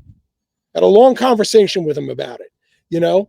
And for me, schlub playing in a fucking death metal band, playing Knot Fest in front of all these people, and then talking to Mick and fucking hanging out with fucking all these big bands and being treated like a peer.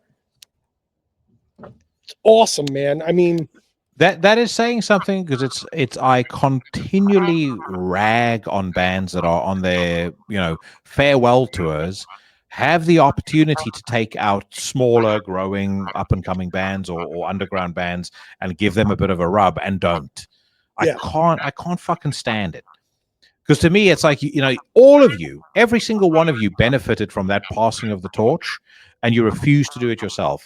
So, you know, I'm not the biggest fan of Slipknot's music, but 100% you have to tip your hat to them for that. 100%. That's a fucking cool thing to do. And the first first major tour that we did, the first major tour we did after like the Voracious Contempt tour and stuff like that was the Carnival of Death tour in 2011 or whatever. And that was all the Suffocation boys. They said, we want Internal Bleeding. We want Pyrexia. This is how it's going to go. This is what we want on the tour. All credit to Terrence and the boys for that, because if I was ever in that position, I'd tell Mortal Decay, my favorite band, I'd be like, you're going on a 1 month tour. You're coming with us. I don't give a fuck. You know, even now, if I have the chance to try to pay it back, I try. And as an insider, I can tell you from a business perspective, it's really tough to be able to call the shots. But I would do it. I know we were supposed to do a big European tour a couple of pre-COVID with Cattle Decapitation and some other bands. And I know that Travis from Cattle had specifically said, we want to go out with Internal Bleeding, and they're going to come with us no matter what. Unfortunately, it fell apart, but there are good people out there trying to do the right thing.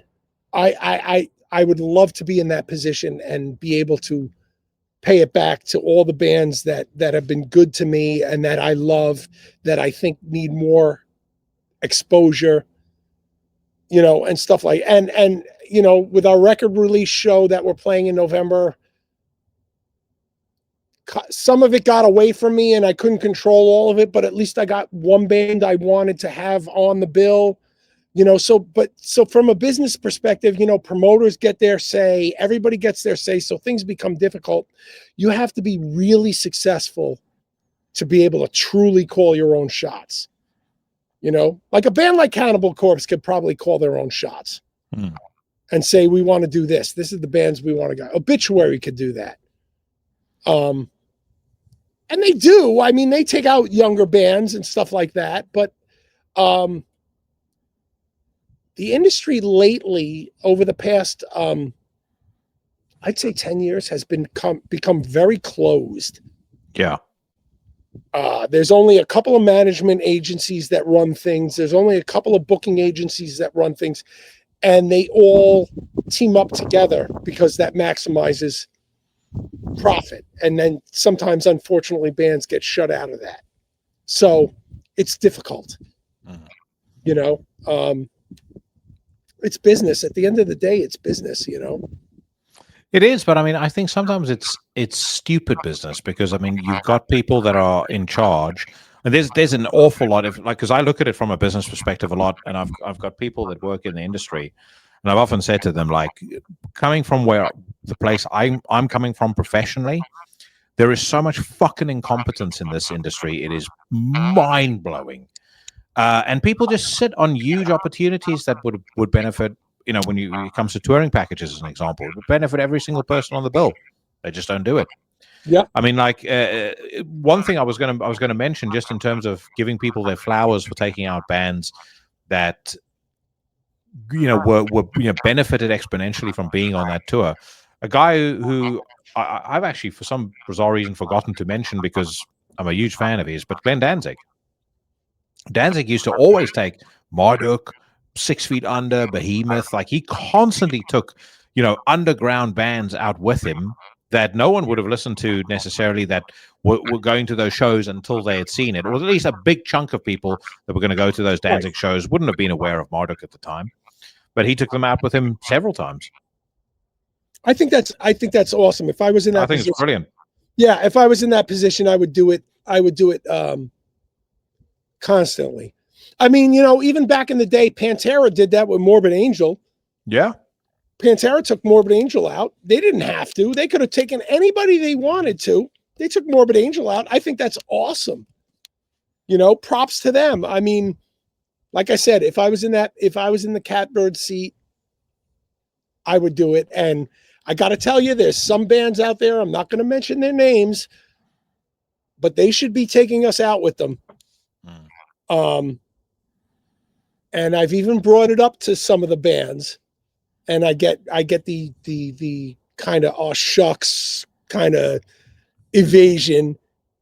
And I'll be like, man, dude, we dragged you all over the place in the early 90s when you were nobody. Can I have a little something? Something? Even if we're just the opening band, something, a little, pay it back a little bit? Nothing. Sometimes it's also, though, I genuinely think some of those bands are terrified at being shown up.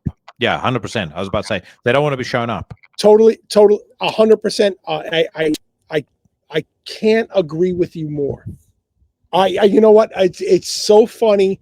We have this conversation a lot, and why aren't we on this show? Blah blah blah blah blah blah blah. I'm like, they don't want us to play. We're gonna wreck the place. They don't want us to fucking play, and then they have to go on after we play. And I'm not saying we're the greatest band in the world. I'm not saying that, but I will say we have a devastating live set, and it's powerful, and it's very competitive. And I can see how people could be scared of it, and I could see people wanting to quash it and not wanting to go out with us. So be it. It's the business. That's why there's an album called Settle All Scores. See where I'm getting at? It all goes back to that. Yeah. It all perfect segue. Yes, it all goes back. It all goes back to that, man. It all goes back to that. I've got a question for you as we're on the topic of live shows, passing the torch. As a Black Sabbath fan, what were your thoughts on the Black Sabbath farewell show? I was just happy that Bill Ward played. That made I saw some clips of it, and they weren't that good, to be honest. And I was happy that Ozzy got to do that, and I swear Ozzy knew he was going to die. And it was a beautiful thing for me, and it was a beautiful thing to see all these people just giving Black Sabbath so much love. And it was just great to see Tony play. I mean, he's my idol. I worship the ground he walks on. And it just sucks that it sucks that Ozzy's gone, because the original Sabbath is everything to me. And it sucks that Ozzy's gone, but I'm glad he got to do that. And I know he knew that was his last show. Yeah. I know it. I know it in my heart that he knew it was the last show. And listen, he wasn't very good, but he gave it his all, and he really put his heart into it. And the whole thing with Geezer bringing out the cake and all that stuff, man, it made me so happy. It really did. And Bill played. I keep going back to Bill Ward, right? because Bill Ward doesn't get enough fucking credit for how great of a drummer he is and how fucking influential he is. As influential as John Bonham or Ginger Baker. And he just doesn't get the fucking goddamn credit that he deserves. And he got to play again. And that just right here.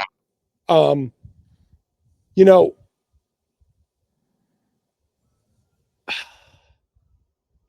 Bill Ward is just the man. He was the fucking man, dude. Listen to his drums. They're so groovy and reactive and just brilliant. And he got another time to shine. And that, I think what happened to him with the last run they did, I watched a lot of that stuff they did with what was it, Brad Wilk, I think was drums.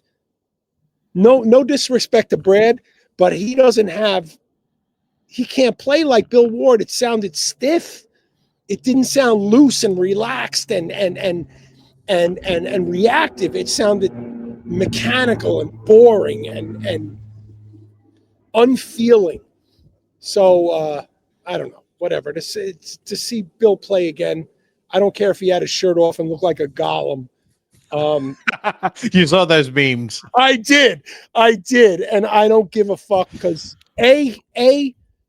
like I said, he's the greatest drummer ever, in my view, as far as metal is concerned. And B, do you ever follow his like Facebook and stuff? He is the most humble, nicest guy on the planet, and is so thankful that he got to play in Black Sabbath, and so thankful for all the fans that have given him so much. I love it. I love it. He's a gentleman. I 100% agree. I mean, I would say just on Ozzy's performance, I think the sincerity of it, and especially now that obviously we know what happened in the aftermath, I completely agree with you. There was something around the way that he performed "Mama, I'm Coming Home" that you know when you watch it now, you can look at it and you go 100%. He knew this is the end. Yes. And the sincerity made up for it. You know, my vocalist, when Ozzy died, my vocalist put in our band chat, he's like, God damn it. Ozzy went out the way he wanted to go out. One of the few people in the world who actually lived his life the way he wanted to live his life and went out the way he wanted to live his life. Yeah. And who on this planet doesn't want to go out and go to their grave? When they die, the last thing they did was the exact thing they wanted to do, you know, and Ozzy got to do it, and it's awesome. And I don't know, you know, there were a lot of years where I think Ozzy made a fool of himself, but he had the sense of humor to know that he was making a fool of himself. He would say in interviews, I just want to make people laugh, and I just want to make people happy. And that, I guess that kind of resonates with me because that's how my dad was. My dad just wanted to make people laugh. And my dad would play the fool just to make people laugh. And he's like, I know this guy's an idiot, but I made him laugh. And that's what counts, because he had a laugh, you know, and at the end of the day, laughter is the thing God gave us that is priceless, you know? So, I forgive Ozzy for all his stupid, like the Osbourne show and all that. When you understand where Ozzy was coming from, where he just wanted to make people laugh and be happy, I give him all the credit in the world. Didn't Gene Simmons say like no one will ever be able to out Ozzy? Like he said something to that effect, and he gave a very sincere, like, you know, almost weirdly enough, sort of a obviously not at the funeral, but a eulogy in the aftermath of the news, which I thought was really touching. But yeah, to your point, you know, he genuinely lived life on his own terms, and you have to respect that. You will hate me for this, but my favorite Black Sabbath song is not an Ozzy Osbourne Black Sabbath song. It is Too Late off of Dehumanize. It's not just- not a bad song. Oh, dude, I think Not Dio's a bad vocals song. on that is just astounding. Listen, there's a lot of post Ozzy stuff. The song When Death Calls off the Headless Cross album, Yeah. absolutely mind-blowing, amazing song. So there's gems in there. I just happen to like Tony's riffing style better on the earlier Black Sabbath, because I think he was carving his own path. And I think after Ozzy, he was kind of trying to glom on to what was popular. I'm not going to say I discount Heaven and Hell and Mob Rules. Tony was still kind of his own person. But after that, I think he started kind of getting into like what's popular and stuff like that. So I kind of shy away from it a little bit. But what can you do? The dude invented every riff there is. So, I mean, what's your favorite track from the Ozzy era? The rule of thumb for me is it's always the one that pops into my head first. Wheels of Confusion. One Volume that pops 4. into my head first, Killing Yourself to Live. Unbelievable song. Yeah. Unbelievable song. So there's a riff in that song that I think, and me and my guitarist talk about it, because it's a riff that just kind of goes by. It's the chorus riff for Killing Yourself to Live.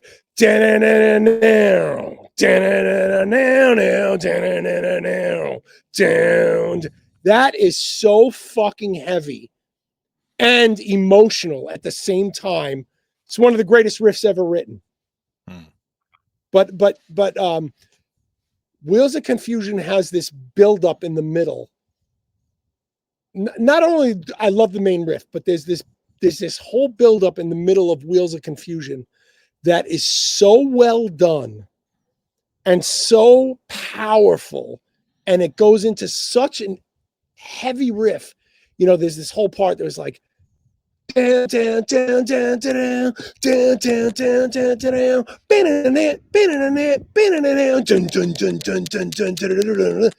it just builds up and it goes into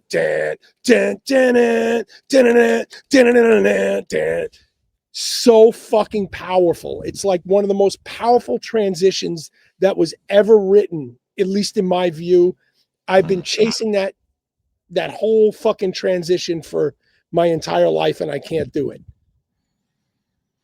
But you know what I noticed on Settle All Scores, and when I heard it, I can't remember, because obviously I've only had the record at the. Yeah, I gave it to you yesterday, so yeah, I've only had it for 24 hours, so I can't remember whether it's on Enforced Compliance or Empire of Terror.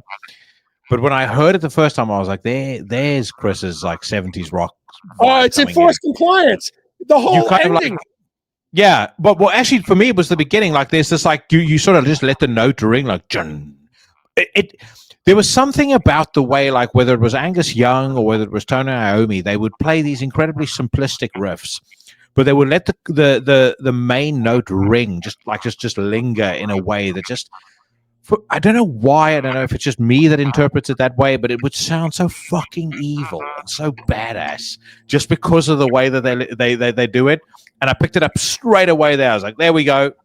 You can hear the influence there. Yeah. So I'm not sure what. Let's see. Enforced Compliance start. No, that's not Enforced Compliance. Maybe I think it's Empire of Terror. Yeah. I love Empire of Terror. That has some cool riffs in it. But like the end of Enforced Compliance, there's that whole jazzy section and that whole that is ripped right from the end of Wheels of Confusion. Yeah, the whole idea was from that long extended ending from Wheels of Confusion. You know, so I'm thankful I get to get my Sabbath licks in. And you're right, like it's okay to linger on a chord. And let it sink in. I was about to say, like, if you can do it well, it's a brilliant thing. is truly brilliant. Yeah, you can linger on it. You don't have to stuff 1,000 chords into a riff if you do it the right way and let it sink in like a tiger digging into your flesh, you know. And I think a lot of bands forget that. But I think that's a function of age. I think a lot of younger bands just never grew up with 70s music, so it doesn't cross their path or their ideas, you know. So in a way, I'm fortunate to be older because I get to bring these influences that are from the 60s and the 70s into my music that nobody would think of, you know. So it's cool, you know. And the thing is, you apply it in the quote unquote language of internal bleeding, right? So it still sounds like it fits perfectly. But again, if anyone who knows you and who knows the kind of music that you're into, will pick it up straight away. Right. By the way, just on a different record, one of my favorite things you've ever written is the breakdown on focus right at the end. So when it like slows down and you've got that vocal effect where it's like the all right, like a stranglehold on the pain, bleeding the poison right out of your veins. The hardest shit on the face of the earth. Like you're adding 25% to every fucking rep at the gym when you listen to that song. That's one of that riff, that last riff, Chris McCarthy actually wrote. Okay. That's a great riff. That's one of my favorite. I think that's one of my favorite songs that I've ever written in the band. I love the solo in that song that I did. It's so rock and roll and so Black Sabbath, and if that song flows really well. We keep that in our live set because kids love it. You know, that's. I'm going to tell Chris that you said that about his riff because he's gonna like that. That was a cool riff. I remember when he wrote it, and I was like, "Yeah, that's a cool riff." You know, but then it also does the lingering. You know, it's you're letting the note kind of have its moment rather than just kind of full space. Right, and you let the resonance of the cabinet do the guitar cabinet do the work. You know,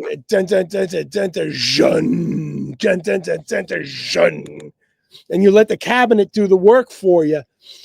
And yeah, that's the beauty of lingering on things. And you should. There's nothing wrong with it. There's nothing wrong with lingering on a note or a chord, or it's a beautiful thing, you know. We're almost 2 hours, but I must ask you one last question, and not music related. Okay. How's the Barracuda doing? Oh, the Barracuda's doing all right. Winter time's coming, so that means the hood's going to be up, and there's going to be some improvements. I think I'm probably going to put in a new camshaft, a little more aggressive, and go faster. It's doing great. It survived all summer. I didn't break anything, which is great. And I beat the shit out of it. I took it to the track 3 or 4 times, raced it. Man, I don't think people understand. American muscle cars aren't as fast as a lot of newer cars are today now. It's finally come to that time. It took the world 50 years to catch up to American muscle cars as far as sheer acceleration is concerned. But the thrill of driving a car that has absolutely no computer controls and is questionably built, because I mean, Detroit wasn't known for their quality, and trying to deal with that at 100-something miles an hour is a thrill. And driving a car with manual steering and manual brakes and going around turns, you really have to know how to drive. Yeah. You have to know how, when you go into a turn, you have to give it gas so you have traction around the turn, and you have to understand all the geometry and all. Being connected to a machine like it's an extension of who you are is like the most incredible feeling in the world. And I can't explain it. I try to explain it to my son's friends who are all into Japanese tuner cars and, oh yeah, but this is blah, blah, blah. I'm like, yeah, but it's not brute force. It's not ugly. It's not untamed. You have to know how to tame. When you drive a muscle car, you have to know how to tame the beast to get the most out of it. And Barracuda's doing great, man. It's just, I can't believe I own a car like that. I've dreamed since I was a little kid. When I first saw my first 68 Barracuda, my next door neighbor had one, and he used to let me go into the car. And when I was a kid, I used to pretend it was a fighter plane, and I'd grab the steering wheel and the stick shift, and the stick shift was where the gun was, and all that stuff. And that, I thought I was in a P-38 Lightning when I was 6 years old, and now that I'm driving it, and it sounds like a P-38 Lightning when I'm driving it, I wish people can experience it, and it's just a great feeling. And it's just the design of those cars. They'll never make cars that beautiful again. I mean, it's a time when it's from a time when designers had the biggest sway over everybody, and they can let their imaginations run free. The wind tunnel wasn't dictating what the design was. The government wasn't dictating what the design was. The bean counters weren't dictating what the design was. It was the designer. This is what it should look like.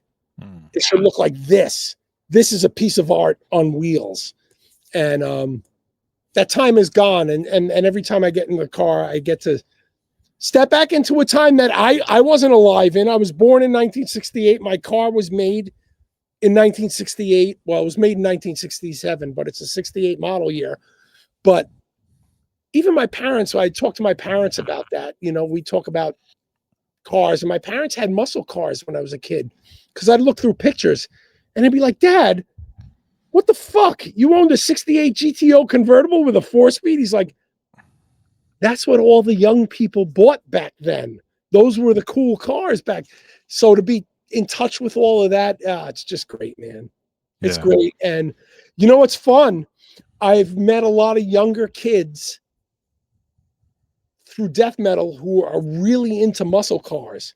They can't afford them because they're ridiculously expensive right now, but they love them. And I love talking to them about them and helping them try to find a starter car that may not be like a desirable car, but it has potential. And, so it's a lot of fun. I was talking to somebody about this the other day, and I was saying to them, because the guy was like, oh, when are you going to switch over to electric? And I said, fucking never, if I can help it. I said, because there is a big difference between me getting behind the wheel of a car, turning the car on, and hearing that rumble, that kind of first push that you get from the petrol engine. Why on earth do I want to trade that for turning a key or pressing a button going and it's just silent, or is that stupid fucking space sound that they have, like that, that like Space Invader sound that they've got in some of the cars? It's awful. I don't want that. No, I don't want it either. I mean, maybe we're throwbacks or whatever, but I'm a car guy. I want to drive a car. I want to drive something that is mechanical, that some guy actually, like my car, some guy actually sat at a table and drew the engine. He drew how big the pistons should be. He drew with his hands the length of the connecting rods. He figured this all out without a computer, all by his hands. And then, like, there's something to be said about that.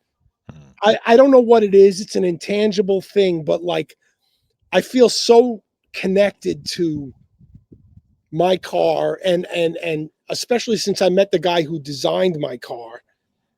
I met him at a car show, and he was the greatest guy in the world. I spoke to him for a half hour, and we talked about all the intricacies of the design of the car and all that stuff. It's just awesome. Like, I feel so connected to that stuff. And even in my modern car, I have a 2015 Challenger. I push that button, that car starts up. It's like, blah. It's angry. Yeah, You know, yeah. it's like this angry. That's what I want. I want to hear an exhaust note. I don't want to go down the road. Yeah. I like to This drive. isn't the fucking sewing machine. It's a car. Right. Driving is one of those. Driving a car with a internal ICE, an internal combustion engine, or whatever. If you're a guy who likes to drive, it's a great feeling. Like it makes you feel alive. It makes you feel like you're part of something. You're connected to something. You're one with the road. You're one with the engine. You're one with the body of the car. You're one with the seat you're sitting in. It's like you're plugged into the entire world. It's just I can't describe it. I mean, I've had this car for 25 years, and it's still I smile like a baby every time I turn the key, and every time I go down the road, I have a grin like this, and it doesn't go away because it's just raw and honest, and there's no compromises whatsoever, and it's just the greatest thing in the world to me. I mean, I love the whole muscle car culture because it was a time in America that was so irresponsible. You know, they're like, hey, you're 18, you can handle this 450 horsepower car. Sure, it doesn't stop. Sure, it doesn't turn, but get in it and you can go race on the street and make like embarrass your friends. Like, it's also connected to that wild time in America when you were really free. Before Ralph Nader came in and with his Crusaders and took all the fun out of fucking life. You know, you got to have some risk in life to have fun. You can't. Oh, dude, I don't want to live in a rubber room. agree. Whenever I'm in South Africa, I always say to my wife, like, and it's been I've really felt it the last couple of years. I'm like, one of the things I love so much about being in this place, aside from the fact that it's beautiful, aside from the fact that the level of luxury that you can enjoy in South Africa at a price that is infinitely affordable is insane. I said, when I breathe there, I breathe the fucking air of a free man. I said, look at all these people here, black, white, it doesn't really matter. Do you think they give a fuck about limits on the amount of meat that you can eat? Or do you think that they would ever comply with some stupid electric car mandate? Never. And that's part of what I love about the place. That's awesome, man. I mean, like, yeah. I mean, that's great. I mean, I had that. I look back at my teenage years in the 80s, and I think that our society's become so much more constricted since the 80s. You know, used to be able to, and the avoidance of risk thing, I don't like that we're trying to comfort people from the avoidance of risk, because while risk can be dangerous, risk is also what creates incredible things. Yeah, risk is the primary driver behind innovation. Right. And you have to have that. You have to have risk. People have to take risks. And the more you shield people from risks, the more you allow other people to control you. You know what I'm saying? Yeah. You know because the road you're on narrows substantially, and eventually you're completely on rails. Right. And there's no left turns left for you to make, if you understand the analogy. Right. You're boxed in, and that's what I think both left and right governments are doing, is they're taking risk away, and we have to have risk. Personal risk and stuff like that. I just think it's important. I mean, I spent my whole life risking things, you know, and it's paid off. Knock on wood, it's paid off greatly for me, you know. But you have to take that risk, and risk can suck. When I started my own business, I tell people this all the time. I lived in a house for 2 years with no furniture, a mattress and a milk crate and a lamp. And that's it. I sold all my musical equipment. I sold everything to keep my business on the, you know, we need more people who are willing to do that, because that's what's going to push the world forward, is those risk takers. And the more we insulate people from risk, the less progress we'll make. 100%. Yeah. That is a perfect place to put a pin in this. It has been such a pleasure, as always. Yeah, man. And I'm looking forward to April. I love our chats, dude. I love our chats. They go all over the place, and I hope that your listeners enjoy them. Oh, they definitely do. You know, even though we wander into places nobody wants to listen to, I really do enjoy it, because and you know what's great? You're drinking a wine, I'm having a bourbon, and it's like two friends who've never sat face to face. We're sitting face to face, having a drink and shooting the shit together. And it's one of the beautiful things about the internet, you know, and I appreciate you. Well, hopefully we can change the sitting face to face in April. So let me know about those dates. Yeah, I will. And listen, even if the band falls apart, whatever, I'll figure out a way to fly out to you, and you're going to buy me a steak. Absolutely. 100%. Sounds good. All right, brother. All right. Have a great night. Thank you. Thank you for everybody listening.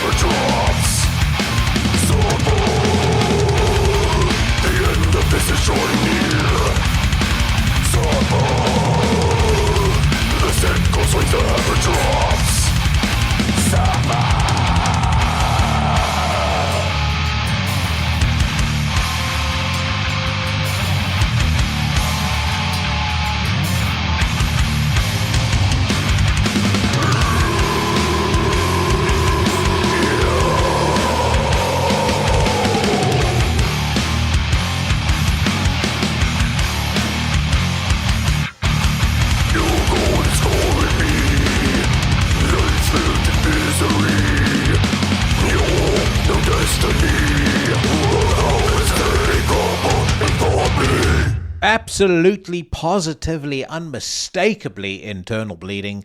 That was a song called Empire of Terror. It's taken from their brand new album, Settle All Scores, available on Maggot Stomp. I will post a link to the Internal Bleeding Bandcamp in the description to the podcast. So if you like what you heard, head over there, avail yourself of some music, and of course, massive thank you to Chris for his time.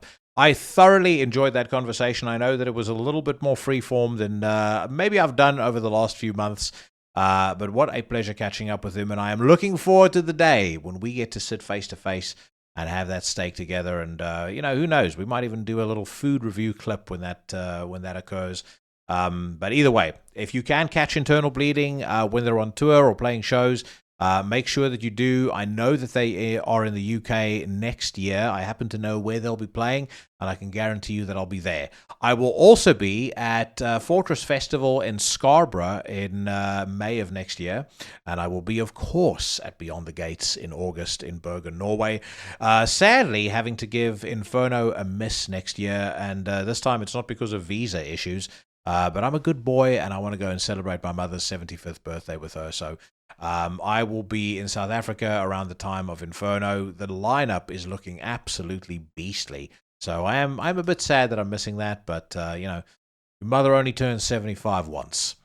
All right, my friends, right now, if you're the kind of unhosed, uneducated, unwashed cretin who runs around the streets of the United States screaming, hey ho, USA has got to go, not only do I think you're a pathetic, soy-sipping, entitled douchebag, but it's high time that you hit the bricks, because this is my weekly news rant. Round them up for judgment. And hang them where the world can see. Welcome back to the show, Nathan Glover. Before we get started, I think congratulations are in order.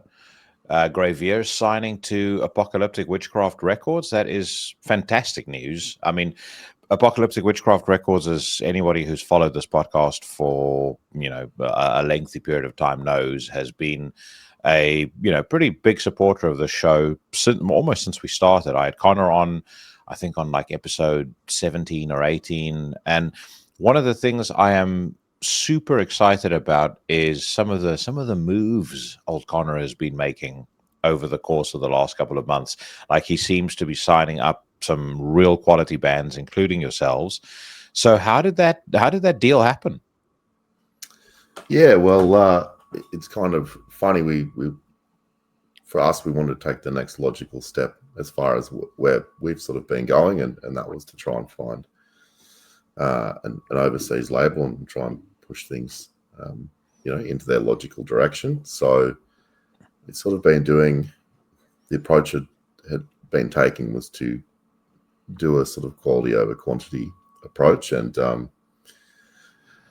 that end, I'd been sending stream links out and sort of dealing with one label at a time. And I think when I'd spoken to you, I'd sent out to only a small handful and hadn't sort of gotten much of anywhere.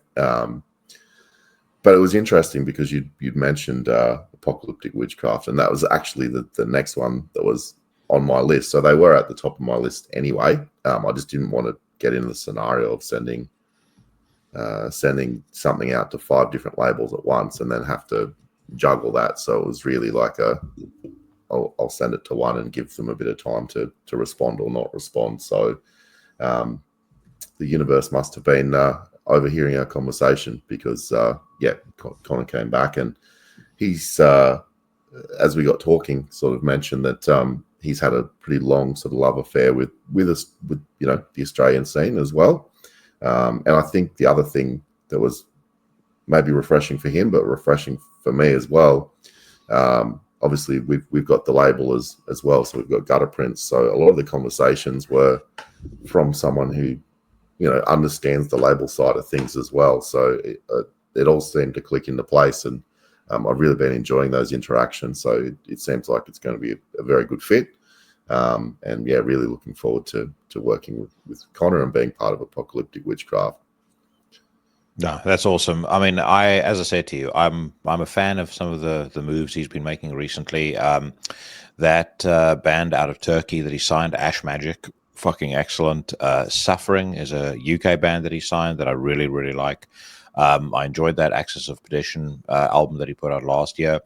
I don't know whether it's been announced yet, so I'm not going to spoil anything. As a matter of fact, no, I do think it's been announced, but he's putting out Weird Stuff. What's his name? Cheyenne's other band. So that's going to be very cool. So I know he obviously became a father, and that slowed things down a little bit as far as the label's concerned. But now that he's in a position where he's got more bandwidth, he seems to me like he's putting the energy into the label to elevate it to what it should be, in my opinion, which is exciting to see. Yeah, and look, I think Apocalyptic Witchcraft has always been known, I think, for quality over quantity. There's not a big slew of releases where you can't tell one from the next. So, and it's always seemed very artist focused. So, really happy to be connected with someone who I think has similar views and values on how things should be. Speaking of records, they just released the Old Year album as well, which is really good. So that's only just come out. If you haven't checked that one out, I recommend it. Yeah, I have not a backlog, but I've got a few things I need to catch up on, because H2 of 2025 has proven to be pretty high yielding. The start of the year was relatively quiet, as I've mentioned on the podcast before.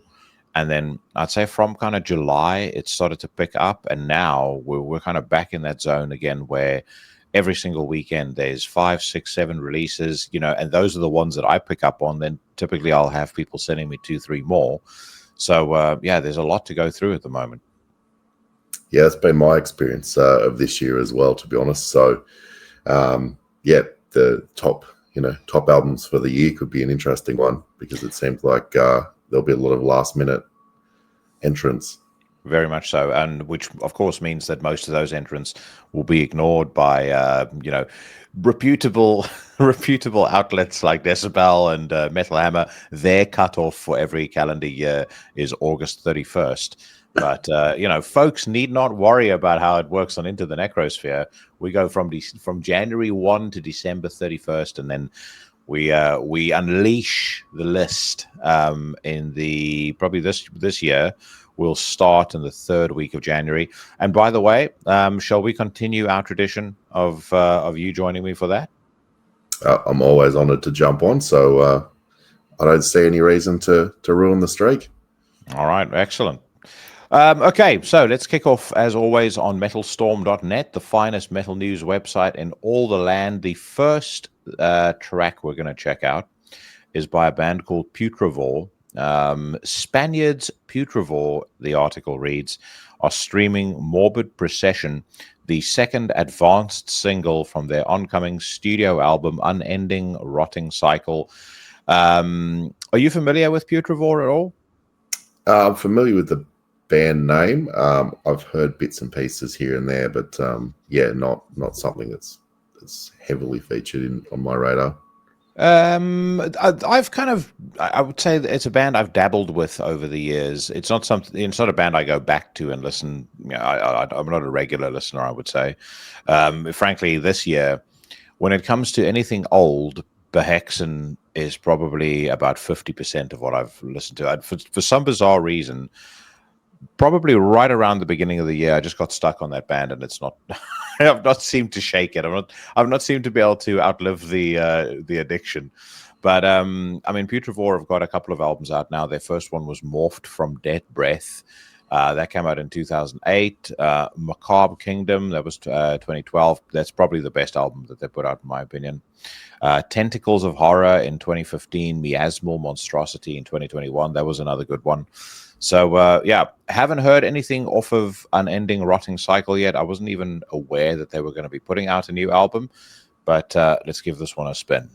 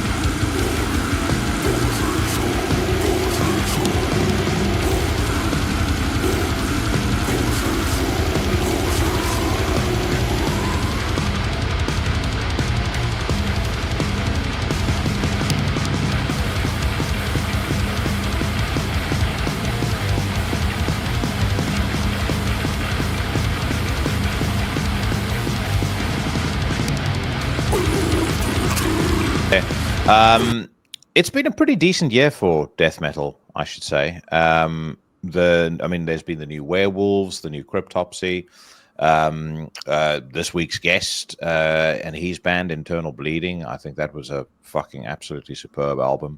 And I know there's a couple of other records on the horizon that's going to be pretty cool as well. This to me is, I wouldn't say it's a guilty pleasure at all, but what I would say, it's one of those things where it's kind of fast food. It's fast food death metal. It's like when you're in the mood for a McDonald's or something like that. You know, this is what you turn on. If you're in the mood for a certain kind of vibe, Putravore is something that I would easily turn to. And they do. I will say they clearly know the path to my heart, because that echoed voice noise at the 40-second mark, and you would have seen me laughing when that came on. Fucking just love it. I mean, that sort of thing, you know, it's these little touches that help elevate the song. But yeah, I mean, there's nothing particularly original or I would maybe even say memorable about this, but I like the overall vibe. I think this is the sort of thing that, again, if you're in the mood for it, you're going to absolutely love it.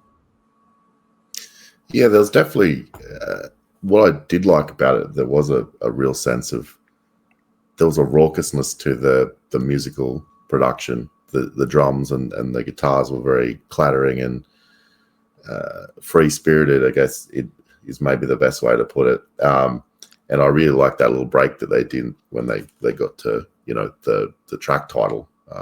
There were some really cool parts in there. The only thing I would say is maybe the vocals seem very upfront in the mix, and maybe it's just because of the way that we're listening to it. So it almost seemed they were kind of separate from the musical layer, where I might have preferred them to be a little bit more buried, maybe a little bit more cavernous to fit in with what the music was doing. So I think there was definitely some good parts there, but I think just on the whole, the pieces didn't quite mesh. So, you know, had they done that, maybe it would have been even better. So it's a mixing issue for you, more so than more so than the quality of the actual song. Yeah, like musically, I enjoyed it. I think the vocals sitting on top of it sounded like there was two different sort of mixes happening, sort of separately. I would say I don't necessarily think it's got to do with how we're listening to it, even though I know that the stream that comes through to you is a bit compromised, and of course because I care deeply about the quality of the show, I go in and I re-edit all of those. So anybody that's listening to this, Nathan does hear a slightly, not even slightly, a significantly degraded version of the song, just because of how StreamYard shares sound. But I mean, even on these cans, you can hear there is a. It feels like there's a separation. It's a little bit like on. You've played Cyberpunk, correct?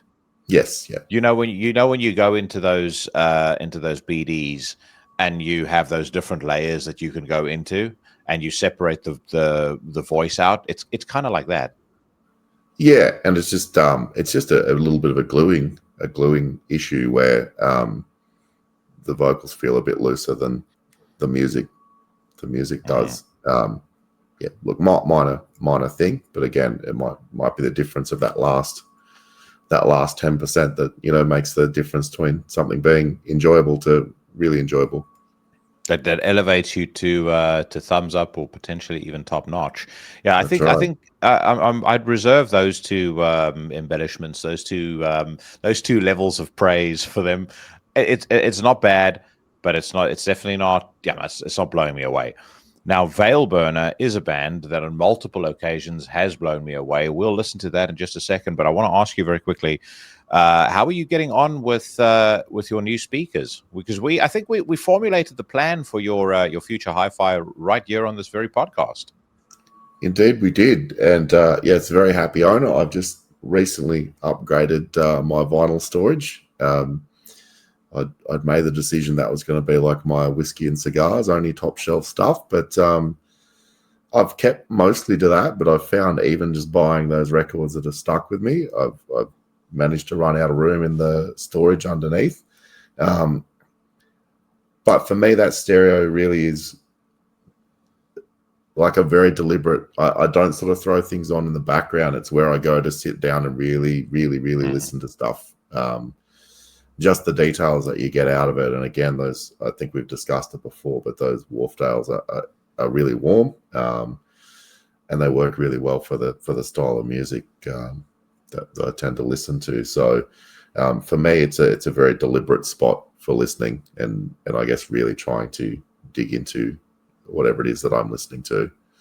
So for reference, for folks that don't know, you've got the Wharfdale Lintons. Remind me what amplifier you ended up buying? It's the Audio Lab integrated amplifier. I can't remember the exact model. The 8,000 or the 9? Oh, it's the 7,000, 8,000, or 9,000. Yeah, I think it might be the 7,000. Okay. And then your vinyl player? It's the Pro Audio, like the Project. Carbon Evo one. Yeah, so Project Audio. Sorry, Project Carbon Evo. Yeah. Okay, cool. Yeah, I'm. So I made a deal with my daughter. I bought her a very cheap vinyl player for Christmas last year, and I said, if the hobby sticks for your 13th birthday, given that's a milestone, I'll get you something nice. So I'm going to get her, if provided by the end of next year, she's still into music collecting, which I actually, as things stand right now, I don't see that changing at any point soon. She really seems to be bitten by the bug, as much as I am dismissive of some of her selections. What I'm going for is the Kef LS50 Meta 2s, because I think they're wireless. You don't have to have an amplifier with them, but I think for the price, the sound is extraordinary, and you can plug a vinyl player into them as well. So they have an auxiliary port where you can put a vinyl player in. Project do a player that has its own preamp in, so you don't need a phono stage or anything like that. You can just plug it straight into those speakers. So I think that's what I'm going to be getting her. Those Kefs also have a streaming board built in, so you can just use that through the app. So the versatility that you have with it is, it's unmatched for the price. But yeah, I was just curious to hear how you were getting on with yours. And I still get a lot of questions from people about hi-fi stuff on a continual basis. And anybody that wants to talk about it or wants to ask me questions, feel free. Just drop me a note in the comments, send me a message on Instagram or Facebook or X or wherever else. If you're thinking of buying something and you want to sense check it, then yeah, let me know for sure. My latest upgrade or potential upgrade is probably about 2 months ago, I bought a Perliston D212 subwoofer, which is fucking incredible. And then I'm testing out the Perliston S7C center channel, because in my home theater setup, I would say the weak link right now is my center speaker. It's not bad, but it struggles to keep up with the left and right speakers, which is going to be virtually impossible anyway. And since Griffin don't make a center channel speaker, I'm not going to get one that'll match those speakers. But I think the Perliston is going to be less of a compromise. So I haven't had a chance to set it up yet, but once I've done, I'll report back. All right, on to some more music. Veilburner, streaming new song.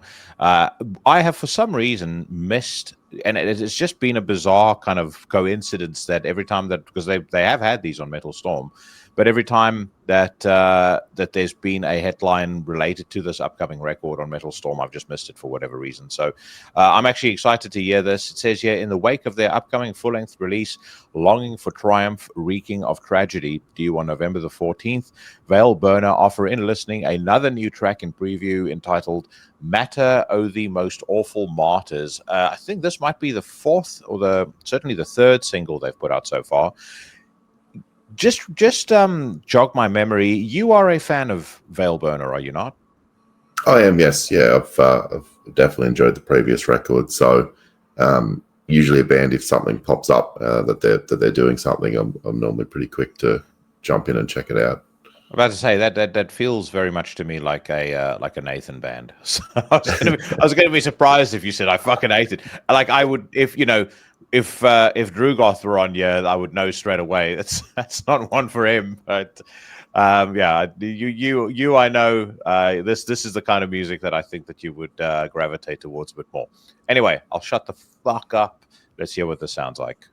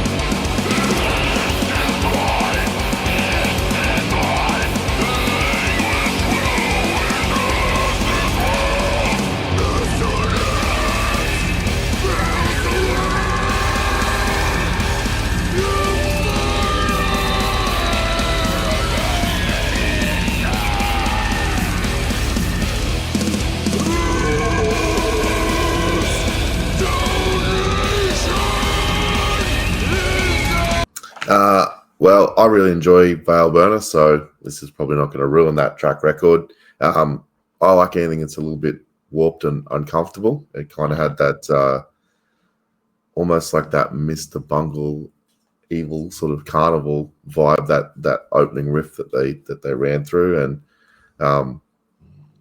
there was the vocal effects were pretty good. They work with some of the nice little contortions that were going on there. I was kind of interested to see whether they would switch out at some point. I'm like, would this last the full distance of the song, or would it start to get a bit old? And then they kind of pulled the switch up there. So, yeah, I was enjoying where it was going, to be honest. That's why I let it run for a little while longer than I would normally do, because I was the same mindset. I was like, okay, where are we going to after this? Because it's cool, but it's like, okay, you don't want to focus on that riff for too long. But then again, they're not a band that tend to dwell on the same sequence for longer than they need to. Look, I will say right from the off, I completely get that this band is an acquired taste for some. But when you start to unpack a song like this, there's just so much that is going in its favor.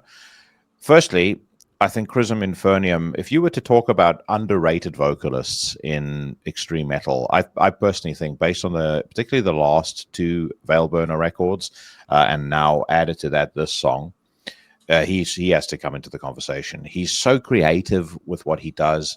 And he throws in so many left field ideas, but kind of it's all wrapped up very nicely in the realm of extreme metal. Like, he never deviates from that. There's never any kind of crazy singing or anything, anything that sounds weak. Everything adds, an element of strength to the song.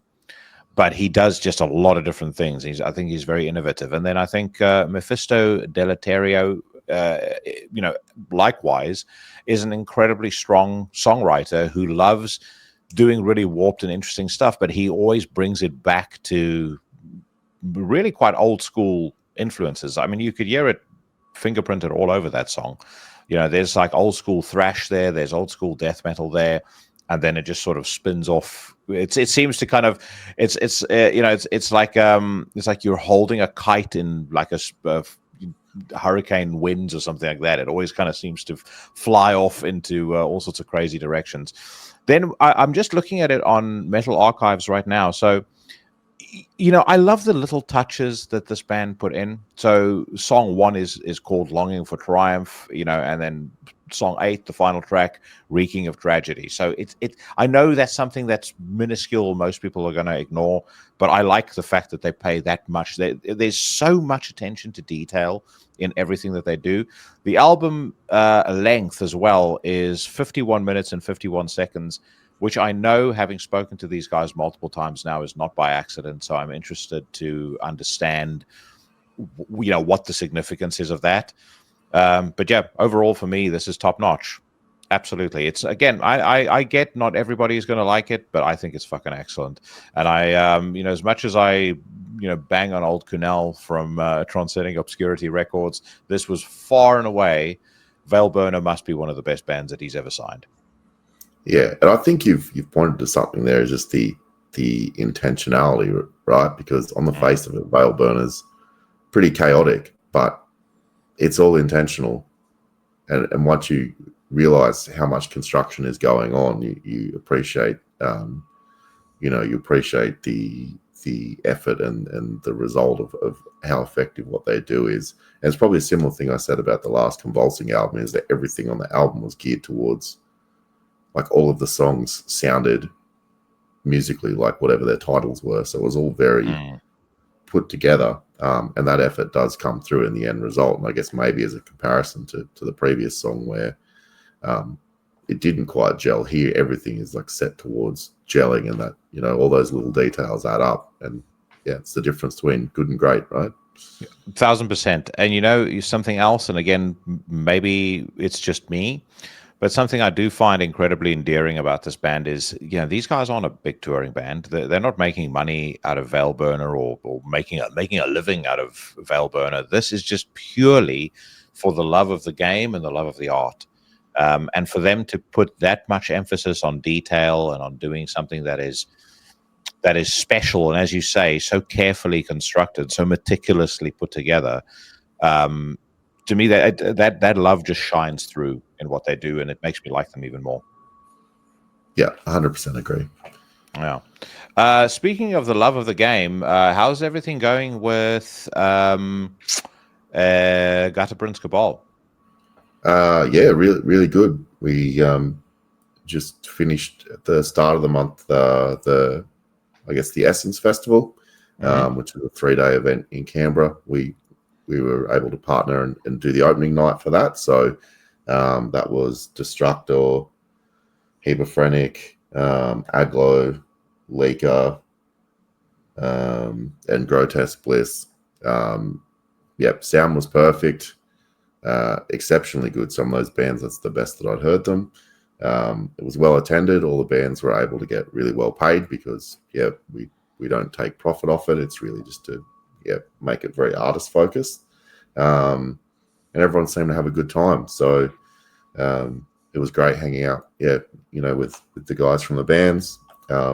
New friends were made, old friends, reconnected with. So it looks like that'll be an ongoing thing. So we've got to sort of plan ahead for the next one. But it ran really well, and we've just announced our latest release, which is from a band from New Zealand called Abyssic Grave as well. So people who like more old school black metal like Gorgoroth or Sargeist are probably going to find much to enjoy. That band, unfortunately, is split up before the album has come out, but 3/4 of the members are in another band called Graveir, who are touring now.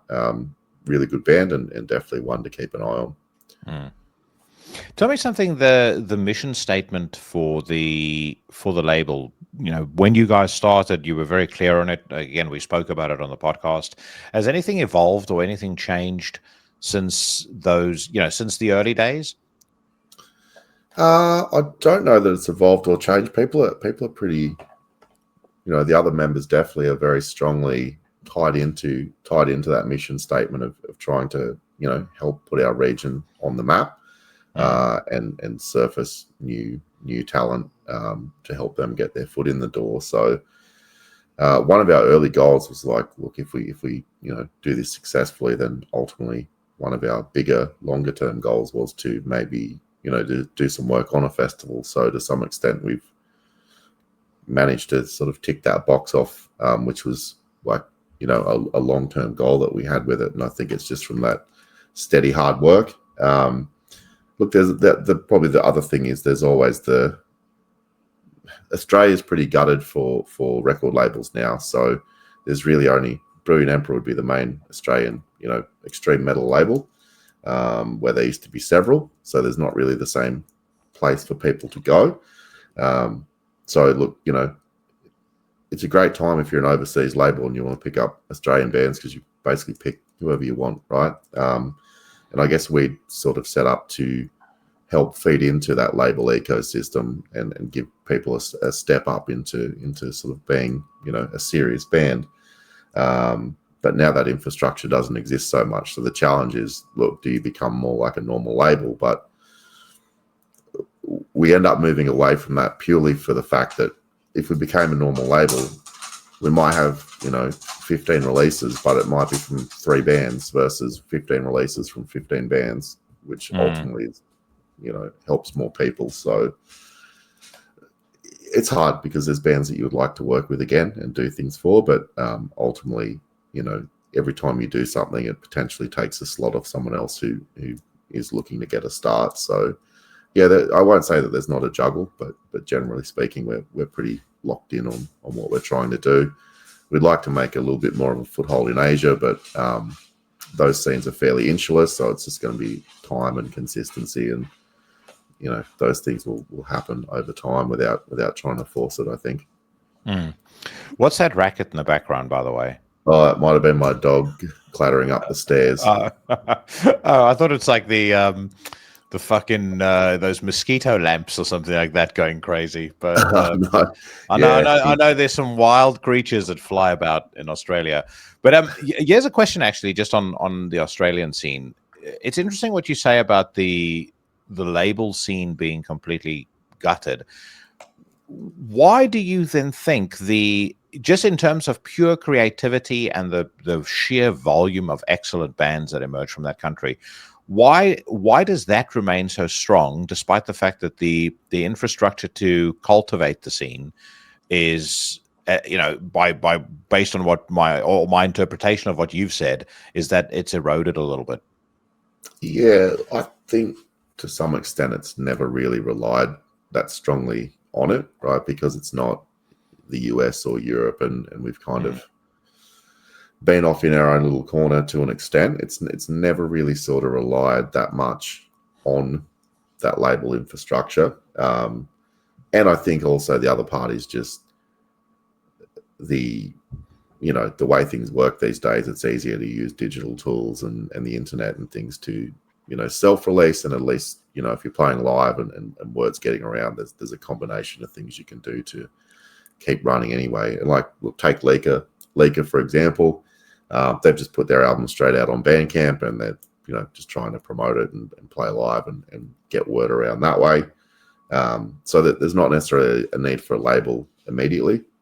I think people are just used to it. Look, it helps to have it. 100% it does, because I think it's like a career thing, right? Progression wise, you start playing in the garage and do a few local shows, and then you try and tour, and then you try and get onto a label, and then depending on what you want to do, right? If you want to play overseas, there's a pathway to sort of doing that. So you need those steps where you get that experience in working for or with labels to do things, and getting access to booking agents and things. So it is helpful to have, don't get me wrong, but I don't think underground music has ever really relied on that much of an infrastructure. It continues whether or not that infrastructure is there. It's just what it looks like differs. One wonders, though, whether or not that would be the case if a similar scenario occurred in the UK or even in the US. Would the scene still remain as strong? And I'm sitting here debating it in my mind as you're saying these things, and I've got to tell you, I'm not really sure that it would. I think there's a resilience to the Australian scene that potentially, again, part of what makes me love it so much.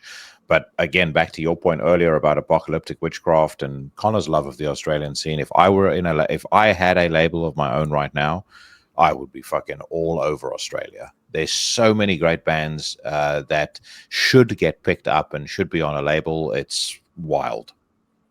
Yeah, and look, the offer's always open too. So, as far as we're concerned with the gutter print stuff, if there's a label that hears something they like and they want to get in touch, we're happy to join the dots. We're not asking for anything. We don't want anything other than to see bands do well. So, yeah. You don't want a little taste? No, quite okay. Bands doing well, and Australia, New Zealand, Asia being on the map is its own reward. So yeah, we don't do it because we need anything out of it. We do it because we think it should be done. Yeah. I would be slightly embittered if a band I signed went on to be behemoth size and I didn't get a little taste. I'd be a bit annoyed about that. If I was doing it for a day job, sure, but I'm not, so I don't really. Yeah, it's not really. I guess we're not really driven by the same things that we would be if we were running it as a business. Yeah. Bills. I mean, like, and when I say I want a taste, it's not so that I can buy my Ferrari Purasango. It's so that I can, plow back into the label. But I know what you mean, and again, that's partly why I love it. I've mentioned before on the show, intothenecrosphere.com is on the verge of launching, and that's going to give me an additional platform to be able to push unsanctioned filth featured bands, but also stuff like Gutter Prince Cabal and whatever you guys are doing. So watch the space. Hopefully, again, it's more of kind of cultivating the grassroots infrastructure to support and promote, stuff that people just aren't necessarily going to find of their own volition. It's not things that are featured in the usual rot that they might be reading or the usual dog shit fucking podcasts that they listen to. So hopefully I can contribute to that in some way. Yeah, definitely keen. And if there's any ways that we can do stuff together, doors always open. Always. Yeah, no, 100%. Well, like I said, it's reciprocal. Anything that you do, you've got an open invite for premieres on the Sphere. Unsanctioned filth came from you. I'll happily give you the credit for it. You came up with the idea. Or at least the name for the segment. Which is way better than the independent band spotlight. So it's anytime you wanna feature anything on there, as long as it's not bullshit, you can always tap me up. Okay, let's listen to a track by Gloriously Depraved now. So they've unleashed a new single called Necrobiotic Enslavement, another transcending obscurity band. These guys are from New York. This is the latest single from their upcoming output, Death Never Sleeps, which is out in 2 weeks, November the 7th being the official release date. Let's give this one a whirl.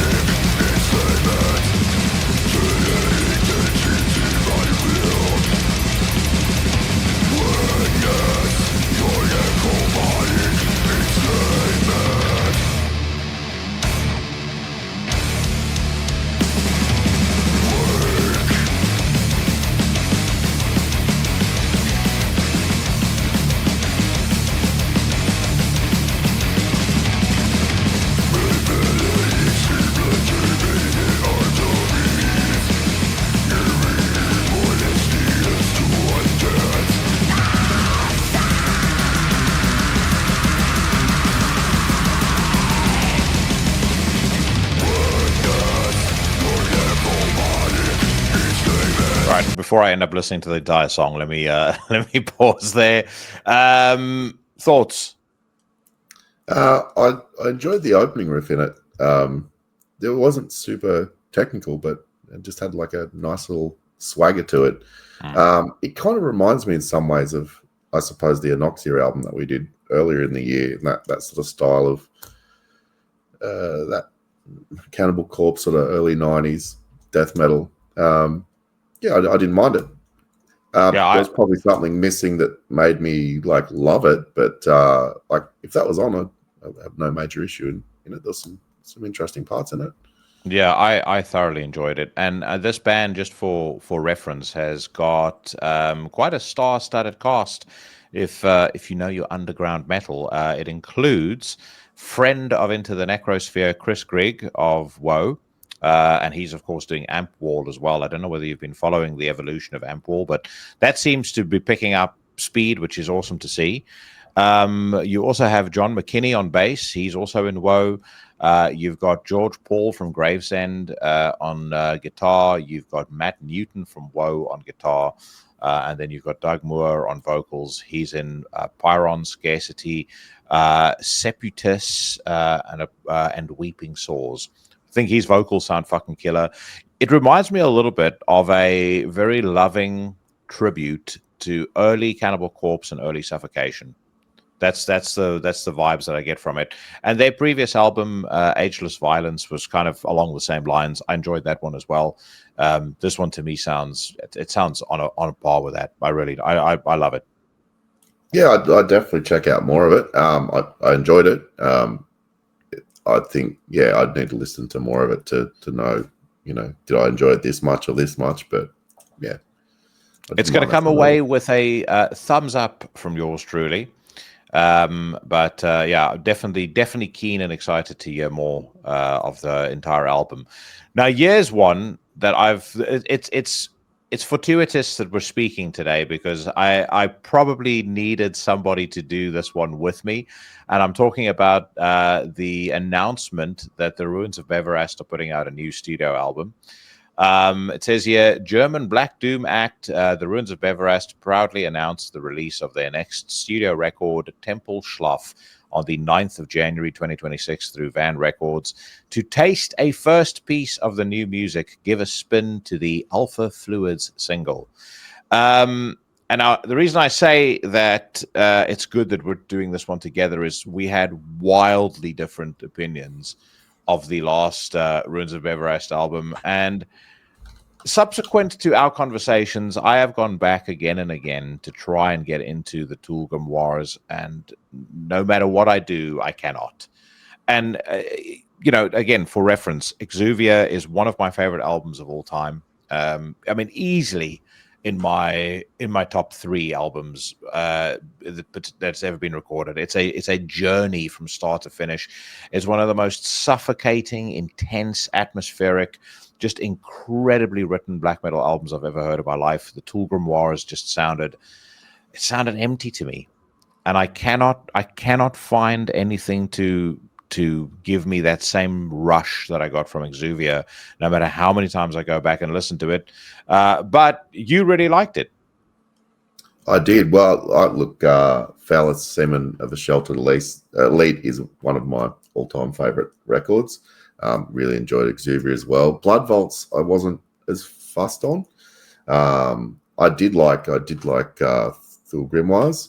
But I think some of that was also timing as well. It was right around the time I was doing a lot of writing for the upcoming Graveir album, and a lot of his use of effects and way of structuring leads was coming at the right time as far as getting inspiration. So I suspect perhaps my interaction with it was a little bit different to yours. So that might also explain some of why it made a lot more sense for me at the time. Okay. All right. Well, without further ado, by the way, he does seem to have a preoccupation with love gravy, because obviously we've got Foulest Semen of the Sheltered Elite, and now we've got Alpha Fluids. So we can only imagine what that's in reference to. But let's give this one a listen. The next album is called Beta Fluids.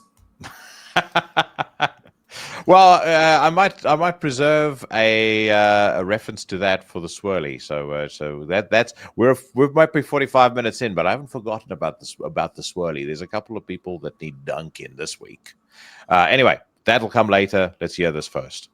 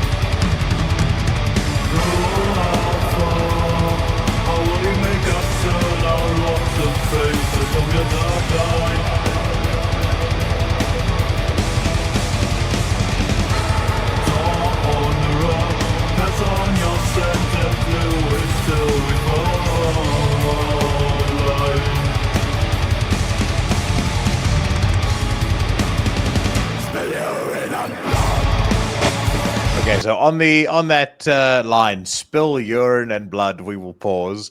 I mean, this is instantly better to me than anything off of the Tool Grimoires. It is not as impactful on me as Exuvia, but I think with the Ruins of Beverast, you also have to offer the caveat when you listen to any single in a setup like this that they are a band really that demand you listen to their records from start to finish. If you want to get the most out of a Ruins of Beverast record, it's a track 1 through track final. Listen, because it is a journey. It is an experience more so than just these kind of single serving songs that you get to enjoy. But yeah, instantly better than anything off of the Tool Grimoires. But I'll expand on that in just a second. What did you think? Yeah, I really enjoyed it. I really enjoyed the drum build up that they ran with at the start. I did notice, and it'll be interesting to see if this carries across the rest of the album, but it feels like it's a little bit more immediate and leaning into maybe more of the black metal elements versus maybe some of the doomier passages that they've sort of played with on previous records. Even the song length is fairly short by Ruin standards. But I like the flow of the vocals, and the riffs were interesting. There's some nice sort of tonal shifts in it. So I was a fan anyway, but I'm definitely keen to check this one out and see what different direction it goes in. But on the face of it, it sounds like maybe it's going to be a bit more immediate, maybe a bit faster than previous records. Yeah, I think that you're right there. I mean, the average Ruins of Beverast song is about 9 minutes, sometimes 10 plus.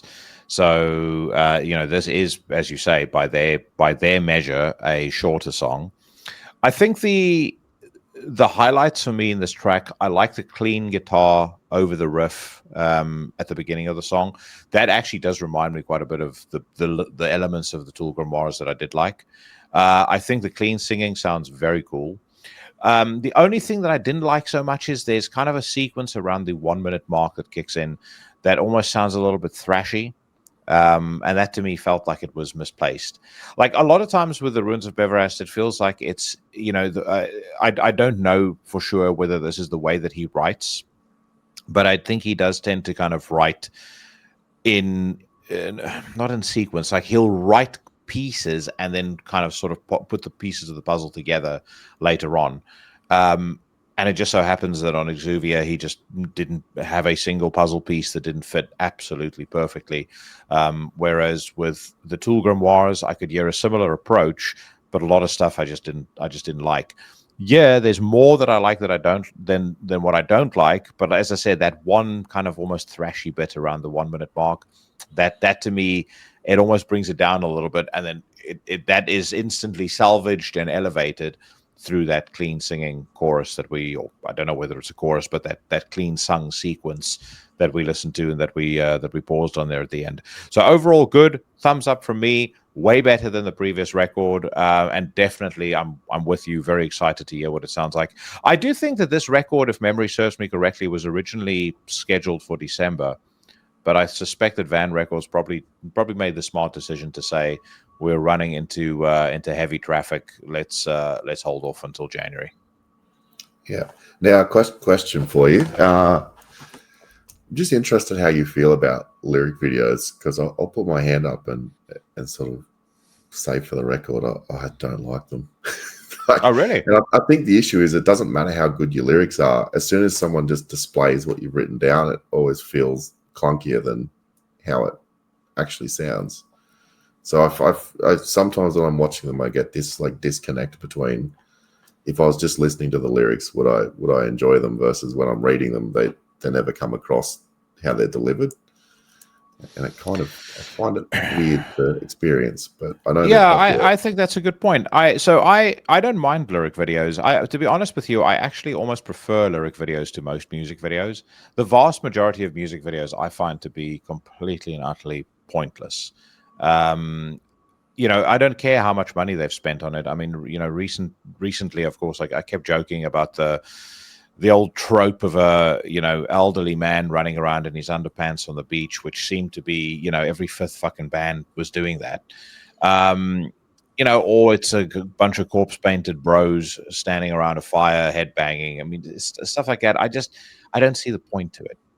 So if I had to choose, if I were in a band and I had to make a choice between shooting a, you know, fully directed clip to accompany a new song that I'm releasing, or just have somebody do a lyric video, I'd probably go with a lyric video.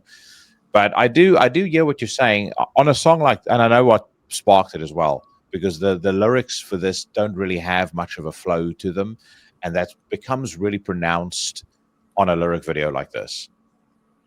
Yeah, I think the other thing is I notoriously don't like printing my lyrics either. So, and it's not because you can't work them out, but it's my feeling is it's because it's too satanic.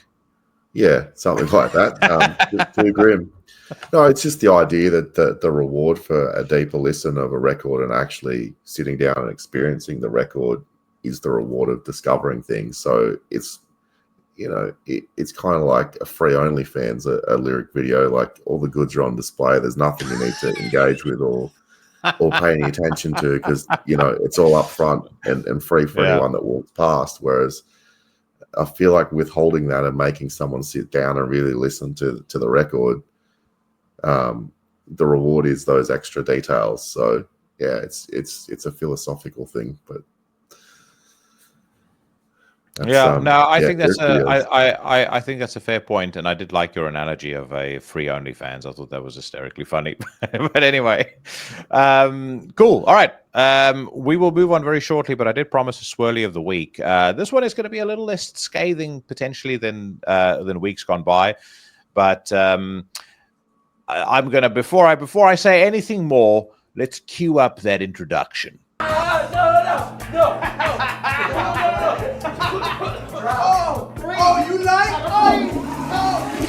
So the swirly this week is actually based on my recent visit to Nashville and to Phoenix. It was my second trip to the US. I spent 2 days in Phoenix, 4 in Nashville. Even though it was for work, I had plenty of time to be able to, move around, experience the city, particularly Nashville. I said it's my second overall trip. Previously, I'd visited San Francisco, Santa Clara, and Palo Alto. And I got to tell you, I came away from that experience feeling even more strongly about something that I've basically always believed, which is that America is a fantastic place filled with mostly really cool people that are, whether it doesn't really matter what stripe of life they're from. Most of them tend to be super courteous, really friendly. You have, as a result, great service, great food, infrastructure that mostly works. And, that is something that, I've always believed. But what I've also always believed is that the fucking morons that pollute the university campuses and certain parts of society in the US that keep talking about how the country needs to be dismantled and needs to be destroyed, really ought to take their passports and go traveling to some of these countries that they seem to be so infatuated with, because I can guarantee you, if most of them are honest with themselves, within 5 days they would be begging to come home. I think it genuinely speaks. It smacks of true privilege when you can have everything that you have in the States and be crying the blues about how life is terrible and the country is falling apart. Yes, it's not perfect. No country is perfect, but they don't have to deal with digital IDs, the impending threat of carbon allowances, and all the other bullshit that we have to deal with over here. And frankly, even when they talk about the cost of living crisis over there relative to Europe, it's pretty affordable. So, as far as I'm concerned, if you hate the US so much, take your passport, go traveling. But as you sit in the departure lounge at the airport, I want you to ponder long and hard on how many people would happily swap passports with you. And then right before you get on the plane, take a trip to the nearest restroom so that you can get double dunked and turbo wedgied. That was the swirly of the week. Short and sweet this week, but it needed to be said. I know not everybody is going to agree, And I know visiting a place twice doesn't make you an expert, but I've visited over 20 countries in the last 2 decades. I think I've got a decent handle on, what countries tend to be like and how they all stack up. The US is far and away my favorite place I visited, not called South Africa. I think a very, very close second would be Norway for entirely different reasons to the US. But, and I know the majority of people that listen to this podcast are from the States, you have a fucking awesome country and you've got a lot to be proud of, a huge amount. Yeah, I think it's always a tough one, right? Because it's not that there aren't things that can't be fixed or could be better. And as you say, every country has problems. So I don't think it's not ever, criticizing things, but it's, I feel like there's always that issue of, what do you want to do with your criticism? Do you want to be destructive or constructive? Yeah. And I think sometimes when it's veering into, being destructive, we need to break everything apart. You're not understanding, okay, what was this stuff that I originally valued or that was good and is worth retaining? Things can be fixed and built on and improved. So it's like there's definitely needs to be room for criticism, but when your criticism sort of ends up just being, look, everything's bad, we just need to wreck the whole thing. Look, maybe 1 time out of 10 it can be true, but 9 times out of 10, it's probably you're just being destructive and not really adding anything useful. So, yeah, it can be a tough one. Well, again, I mean, name me one country that is perfect. That's the first thing I'd say. And it's always to Thomas Sowell's point.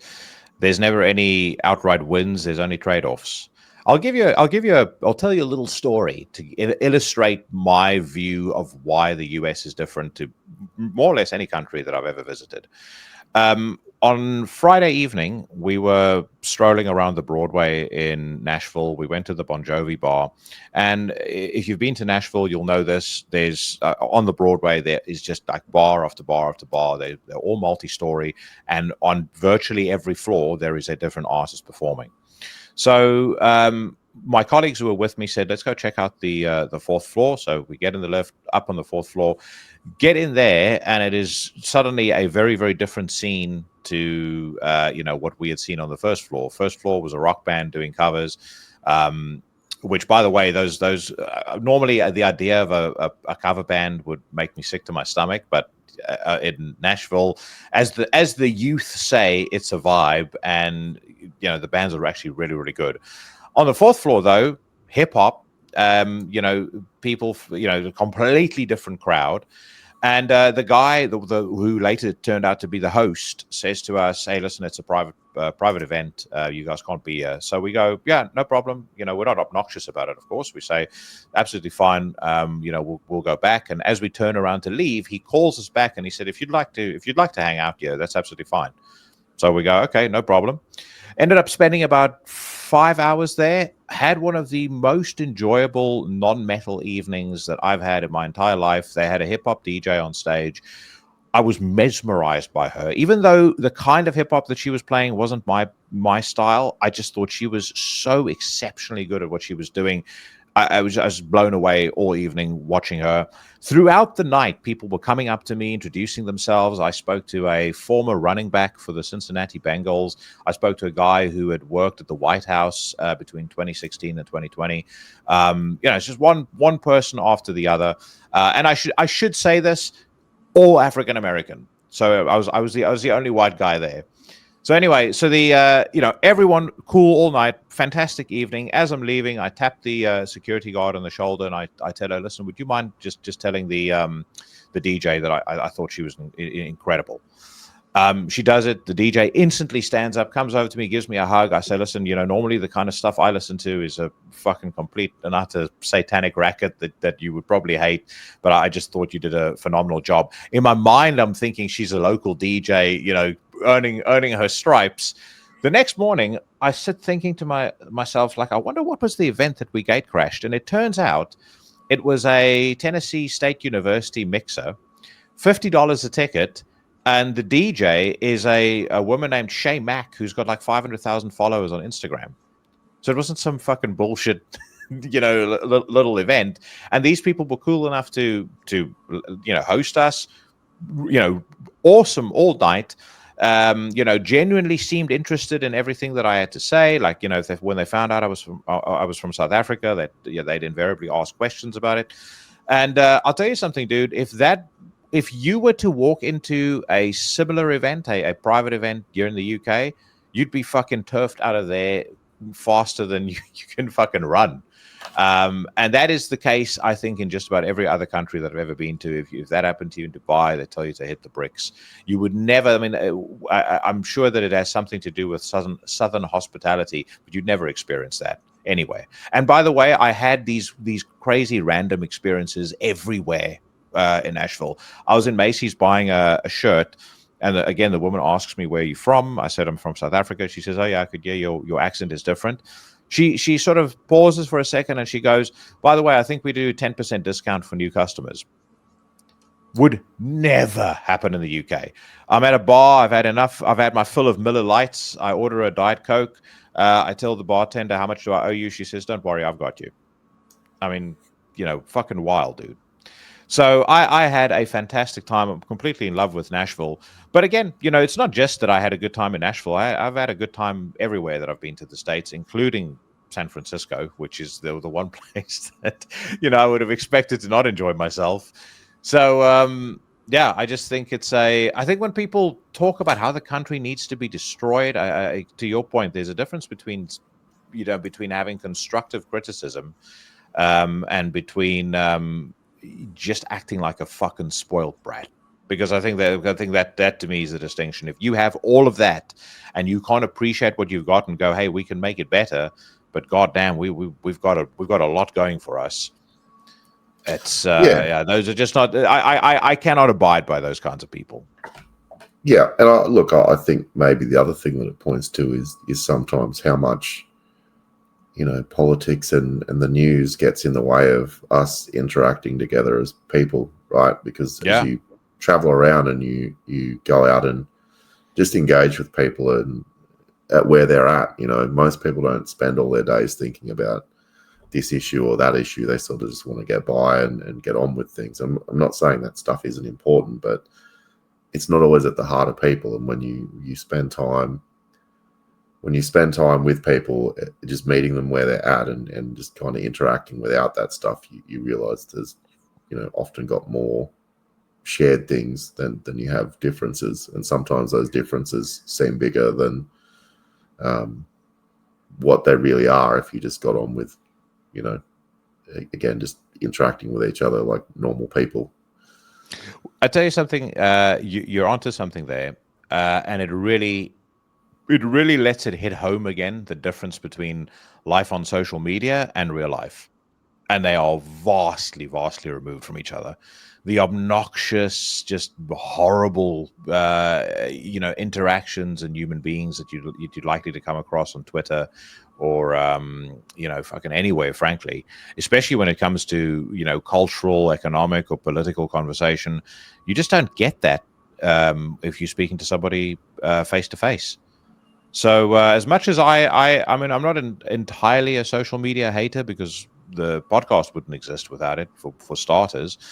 But the quality of interaction that you have when you're face to face with somebody is significantly improved in the absence of an anonymous account to hide behind.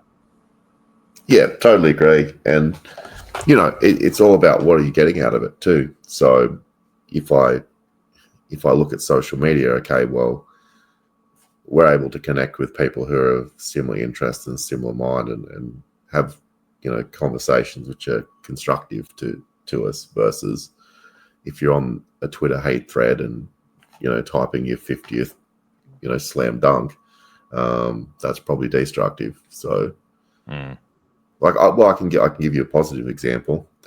So yeah, obviously, Mike's just released a new Tombs album. And I guess because we kind of have overlapping circles, I dropped him a note just to say, look, I really enjoyed the album and really appreciated what he'd done with the new record.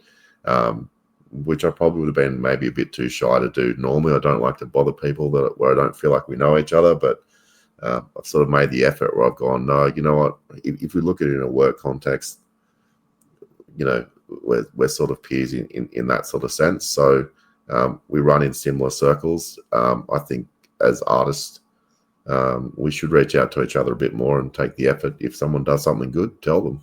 So we had a nice little chat, and again, you know, a stranger is just someone that you don't really know. So if you've got a shared interest and can reach out like that, then that's how friendships and things get made. So that would be a really good use of social media, and you know, it's all about that construction versus destruction.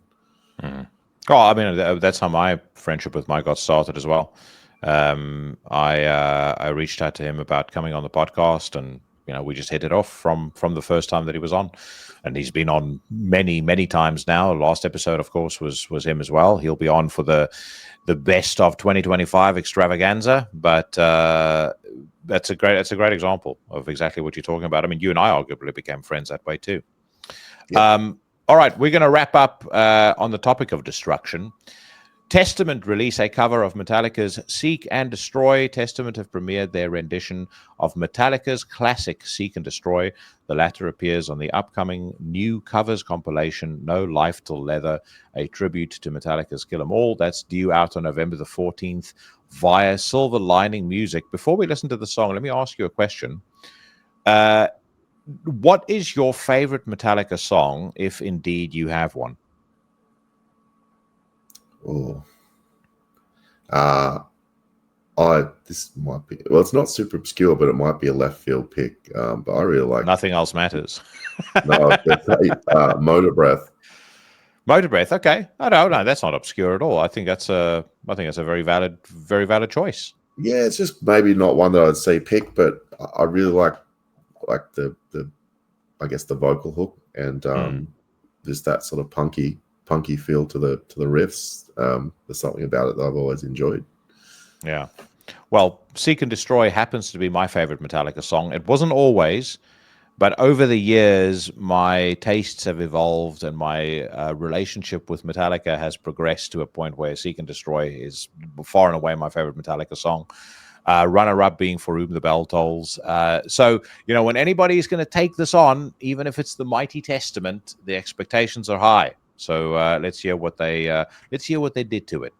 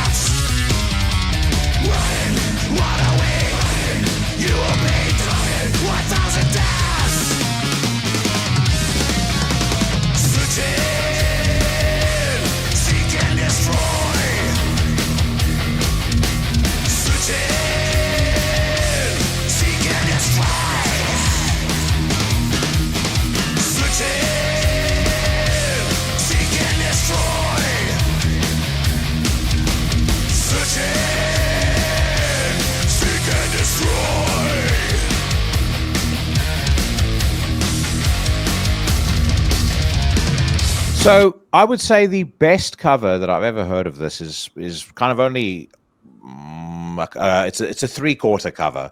You can find the video on YouTube. Pantera invited Jason Newsted up on stage, and this was in Pantera's heyday. And Dime, Phil shared vocal duties. I think Jason might have sung a few bars as well, but basically, Pantera and Jason Newsted covered Seek and Destroy, and it's absolutely fucking incredible. Once again, Dime as a guitarist is just best of the best. That was superb. I'd say in terms of recorded covers, that is easily the best cover I've heard, not just of Seek and Destroy, but of any Metallica song.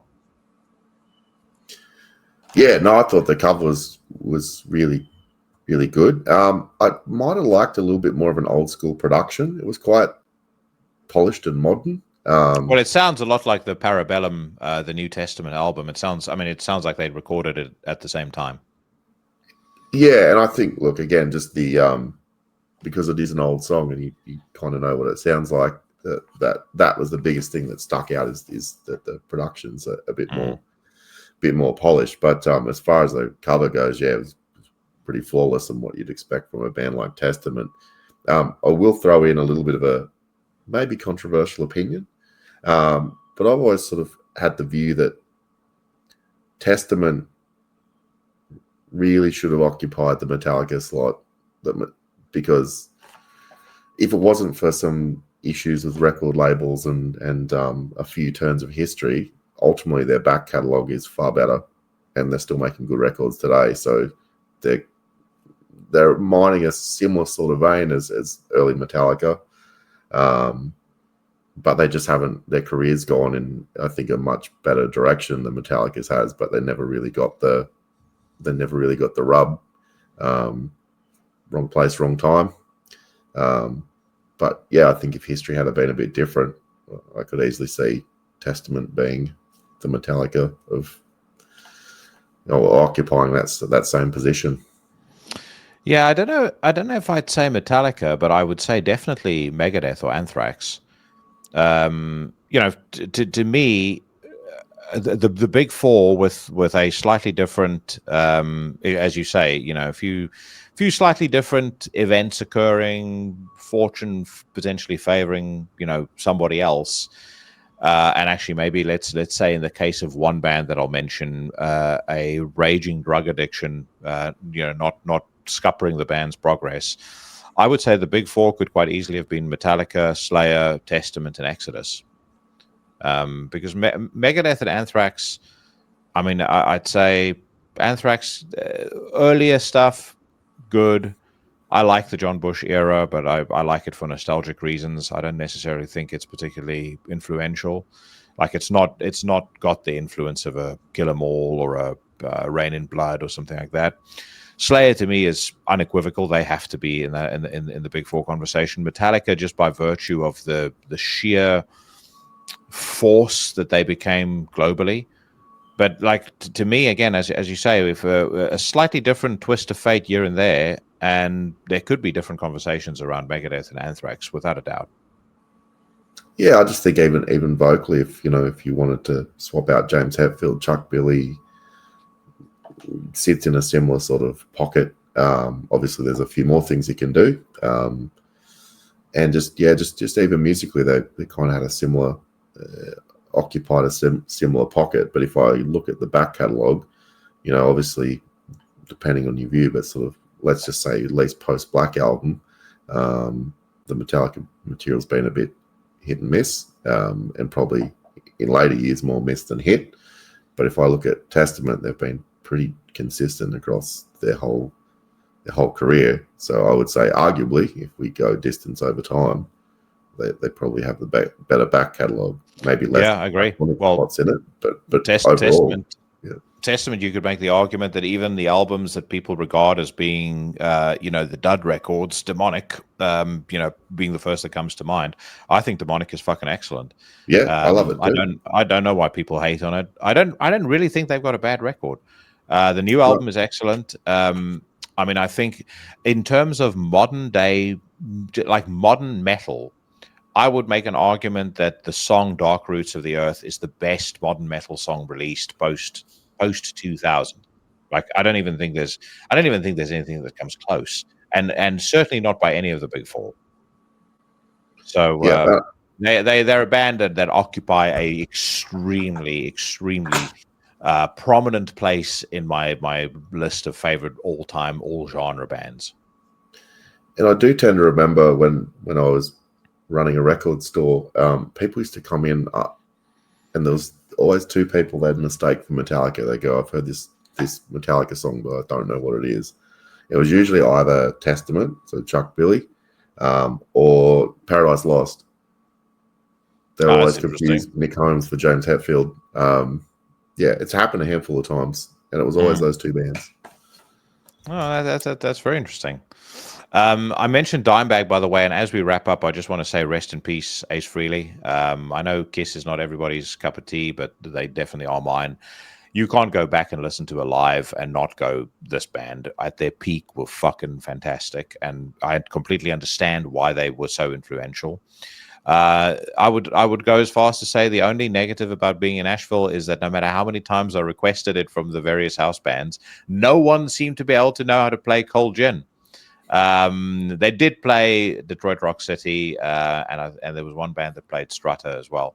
But I was desperate to hear a cover of Cold Gin. That's my favorite Kiss song, my favorite Ace Frehley song. But in terms of him as a guitarist, and particularly Ace Frehley of the early to late 1970s. I mean, he truly was one of the best, right up there with Tony Iommi. Maybe not quite as influential, certainly not in the music that we listen to, but then you could also argue how many black metal men have I had on this podcast who said the first band I got into was Kiss. So, a great man, sadly lost. And my condolences for what it's worth to his friends and family. On that note, I'm going to wrap up. Nathan, it has been a blast having you on as always. Next time you're on, we will make some time to talk about your many other musical endeavors because, I don't know how the fuck you managed to fit it all in alongside a, career and I would imagine a healthy love life. But there's a lot for us to talk about. I also want to say massive thank you to Chris Pervelis. Make sure you check out that new Internal Bleeding album, Settle All Scores. Absolutely fucking rips.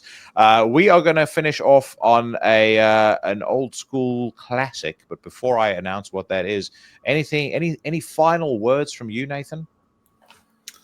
Probably just to check out the Abyssic Grave album that we've just announced if you haven't yet. And stay tuned for the next Graveir album, which should be out mid next year. Well, I'm going to play Abyssic Grave on next week's Unsanctioned Filth segment. Right now, though, I'm going to play a Rotrevor classic. This is Spawn of Ignorance. And to every single member of the Legion, my apologies once again that I missed out on an episode last week. I will make up for it with a double at some point so that we stay on track for episode 300 dropping on December the 2nd. In the meantime, whatever it is that you are doing and wherever it is that you are, stay safe, stay healthy, and I'll see you bad motherfuckers again next week.